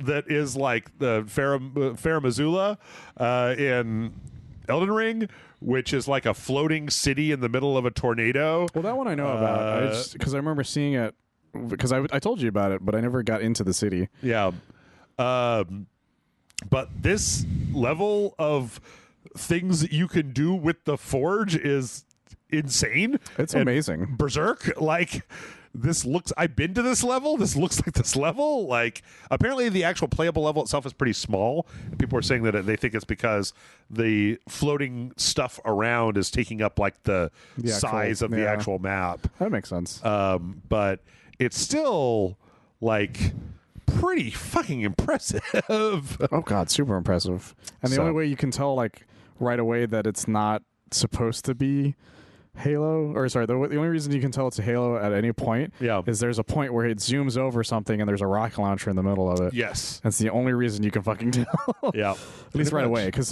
there are guns that you see in the background, but you have to be paying attention for them. Yeah. Where that rocket launcher is like front and center. Yep. Let's see. Speaking of Elden Ring, this is an interesting thing. There's a Twitch streamer that was playing Elden Ring using an EEG machine. What the fuck? Not like fighting millennia, right? Okay, just like trying to control it. Basically, when they show her, she's mapped like some of the inputs to specific like brainwave combinations, and is doing a thing where she shouts like "attack," and like the EEG is able to register that, and then like make that happen, but it's still kind of funny that this person is using there's one point where she's using a saline solution to like reapply the nodes to her head in order to get it to do stuff. So she's mostly controlling the character, but then she's using the EEG machine to do the actual the attacks. stuff. Okay. Yeah. What I love about this is that it shows that streamers will go to extreme lengths to one-up each other on control schemes for games. Yes. Because there's always that guy who's like, I did it with a dance pad. I did it with a Guitar Hero controller. Right. I did it with the bongos from fucking Donkey Kong. Yep. Like, there's always that guy. I did it with my mind! Yeah, now there's the I did it with my mind guy. Or girl in this lady, instance. Yeah, woman in this instance. But you know what, Michael? I'm really happy because that's not the craziest fucking online streaming thing that happened this week. Really? The funniest one that happened this week was this guy that had his fish playing Pokemon. So he set up this control where it's a grid, and each part of the grid is different inputs. A, B, up, down, right? Yeah. Pretty basic stuff. And then he's got a bunch of fish, and the fish they go in like shifts. Apparently, every 8 hours, he like swaps in different fish, That's neat. So they don't get tired. So he had his fish, and they were playing Pokemon, whatever the new ones, Scarlet, Violet, I guess. Violet, yeah. He was not monitoring the stream. Pokemon Scarlet and Violet crashed. It crashed to the Switch desktop. The fish did not stop swimming, and they keep controlling from then on. And what the fish did was, one, surface his billing information to the live stream. Oh my god. Then the fish purchased a bunch of credits off of the Switch store. Oh my god, are you serious? And then finally the fish managed to purchase a cosmetic for Wii Switch Sports because holy shit, this guy wasn't looking, and he set everything to not need a password, basically. Yep. And the fish are going through reading the terms and conditions. Somebody put together this little compilation video where they kind of write a little story about the fish. This is amazing. But the fish are just swimming around, going to the store, and then buying stuff. So be careful about what game you let your fish play, because if it's a really buggy game and you're not paying attention, your fish might show everybody your credit card number and end up buy a bunch of shit on the store. That's amazing. There it is. The fish, man. He has to call his company to be like, my fish bought a bunch of shit. Yep. I don't know how to help you with this. Yep. Apparently he said he was going to ask Nintendo for a refund. I'm like, I don't think Nintendo should give you a refund. I kind of, okay. I want them. I want Nintendo to come out with a statement. Yeah. To be like, look, I'm sorry. Yeah. But the fish agreed to the terms and services. So I don't know what to tell you. Yep. The thing is that it's interesting because the Nintendo Switch store doesn't have a lot of, like, when you're on like a buy page, right? Like, most of the directional arrows don't have anywhere to go. No. So it's really There's like a question 3 of, things. do you press A or do you press B? And so if the fish press A, then they buy the shit. And that's what happened here. So This is why you have to have the password protection for every time you buy something. Yes. This is exactly why. That's why you need 2-factor authentication for your fish. So they don't buy so stuff. Your fish doesn't buy, games you don't want. Yep. Anyway, go look it up. It's pretty fun. I love this. I love everything about this. Yep. This is the best thing that could have possibly have happened to the stream. the fish buying stuff off the store. The only thing that could have been better is if it was Twitch buys shit for him. Yep. And it was just them. It's like, oh my god, the game crashed, and then everybody buying random shit together. Yep. Yeah. God, that would have been so funny. So, yeah, that's it. That's the show. Go watch that fish stream. Good for those fish. Michael, why don't you tell the people where they can find you when you're not helping me with all the fish news that's fishity. So you could find me on belloflostsouls.net. I do their movie. No, sorry, not the movie. So I'm fusing my two things together. I do their video game articles currently. I do them every Monday through Friday, 8:30 a.m. Central Time is when they release. And in fact, I have an article for the Xbox Developer Direct on there, so you can hear me talk about that There you go. on there as well. I also do Read you talk about it. Exactly. I also do movie reviews for oneofus.net. I'm supposed to be watching Knock at the Cabin next week, so I should have a review up for that sometime next week. Okay. Yeah, you guys know who I am and where you are. If you've gotten to the hour, 2 hours and fucking however many minutes into this podcast, you already know where you are. Maybe if you've listened to this whole way, you'd consider going to patreon.com/RageSelect. You hear the exhaustion in Michael and I's voices. It's exhausting to record. It's exhausting to research. It's exhausting to put together. And I watched that Mithrigan movie on Tuesday yesterday, on Wednesday, just so I would have something to talk about on this podcast. So there you go. I'm going to throw this out one more time. Yeah. If we go up to a 9,000, Yeah. we'll totally play all the way through Dragon Ball Z Kakarot. I don't know. You're talking to like 4 people, Michael. I am, but tell your friends. People love that shit. Spread the word. Don't do it. Don't do it. Do it. I'm going to... Okay. Do it. Okay, here's the thing. I'm only on board for half the episodes. The other half, I'm going to get you some fish. This fish will be your co-host for the other half of the episodes. It's going to be great, man. I'll go for a walk with my dog. You and the fish. You fucking Kamehameha, Mama Dama, all the Ramadamazons that you got. So...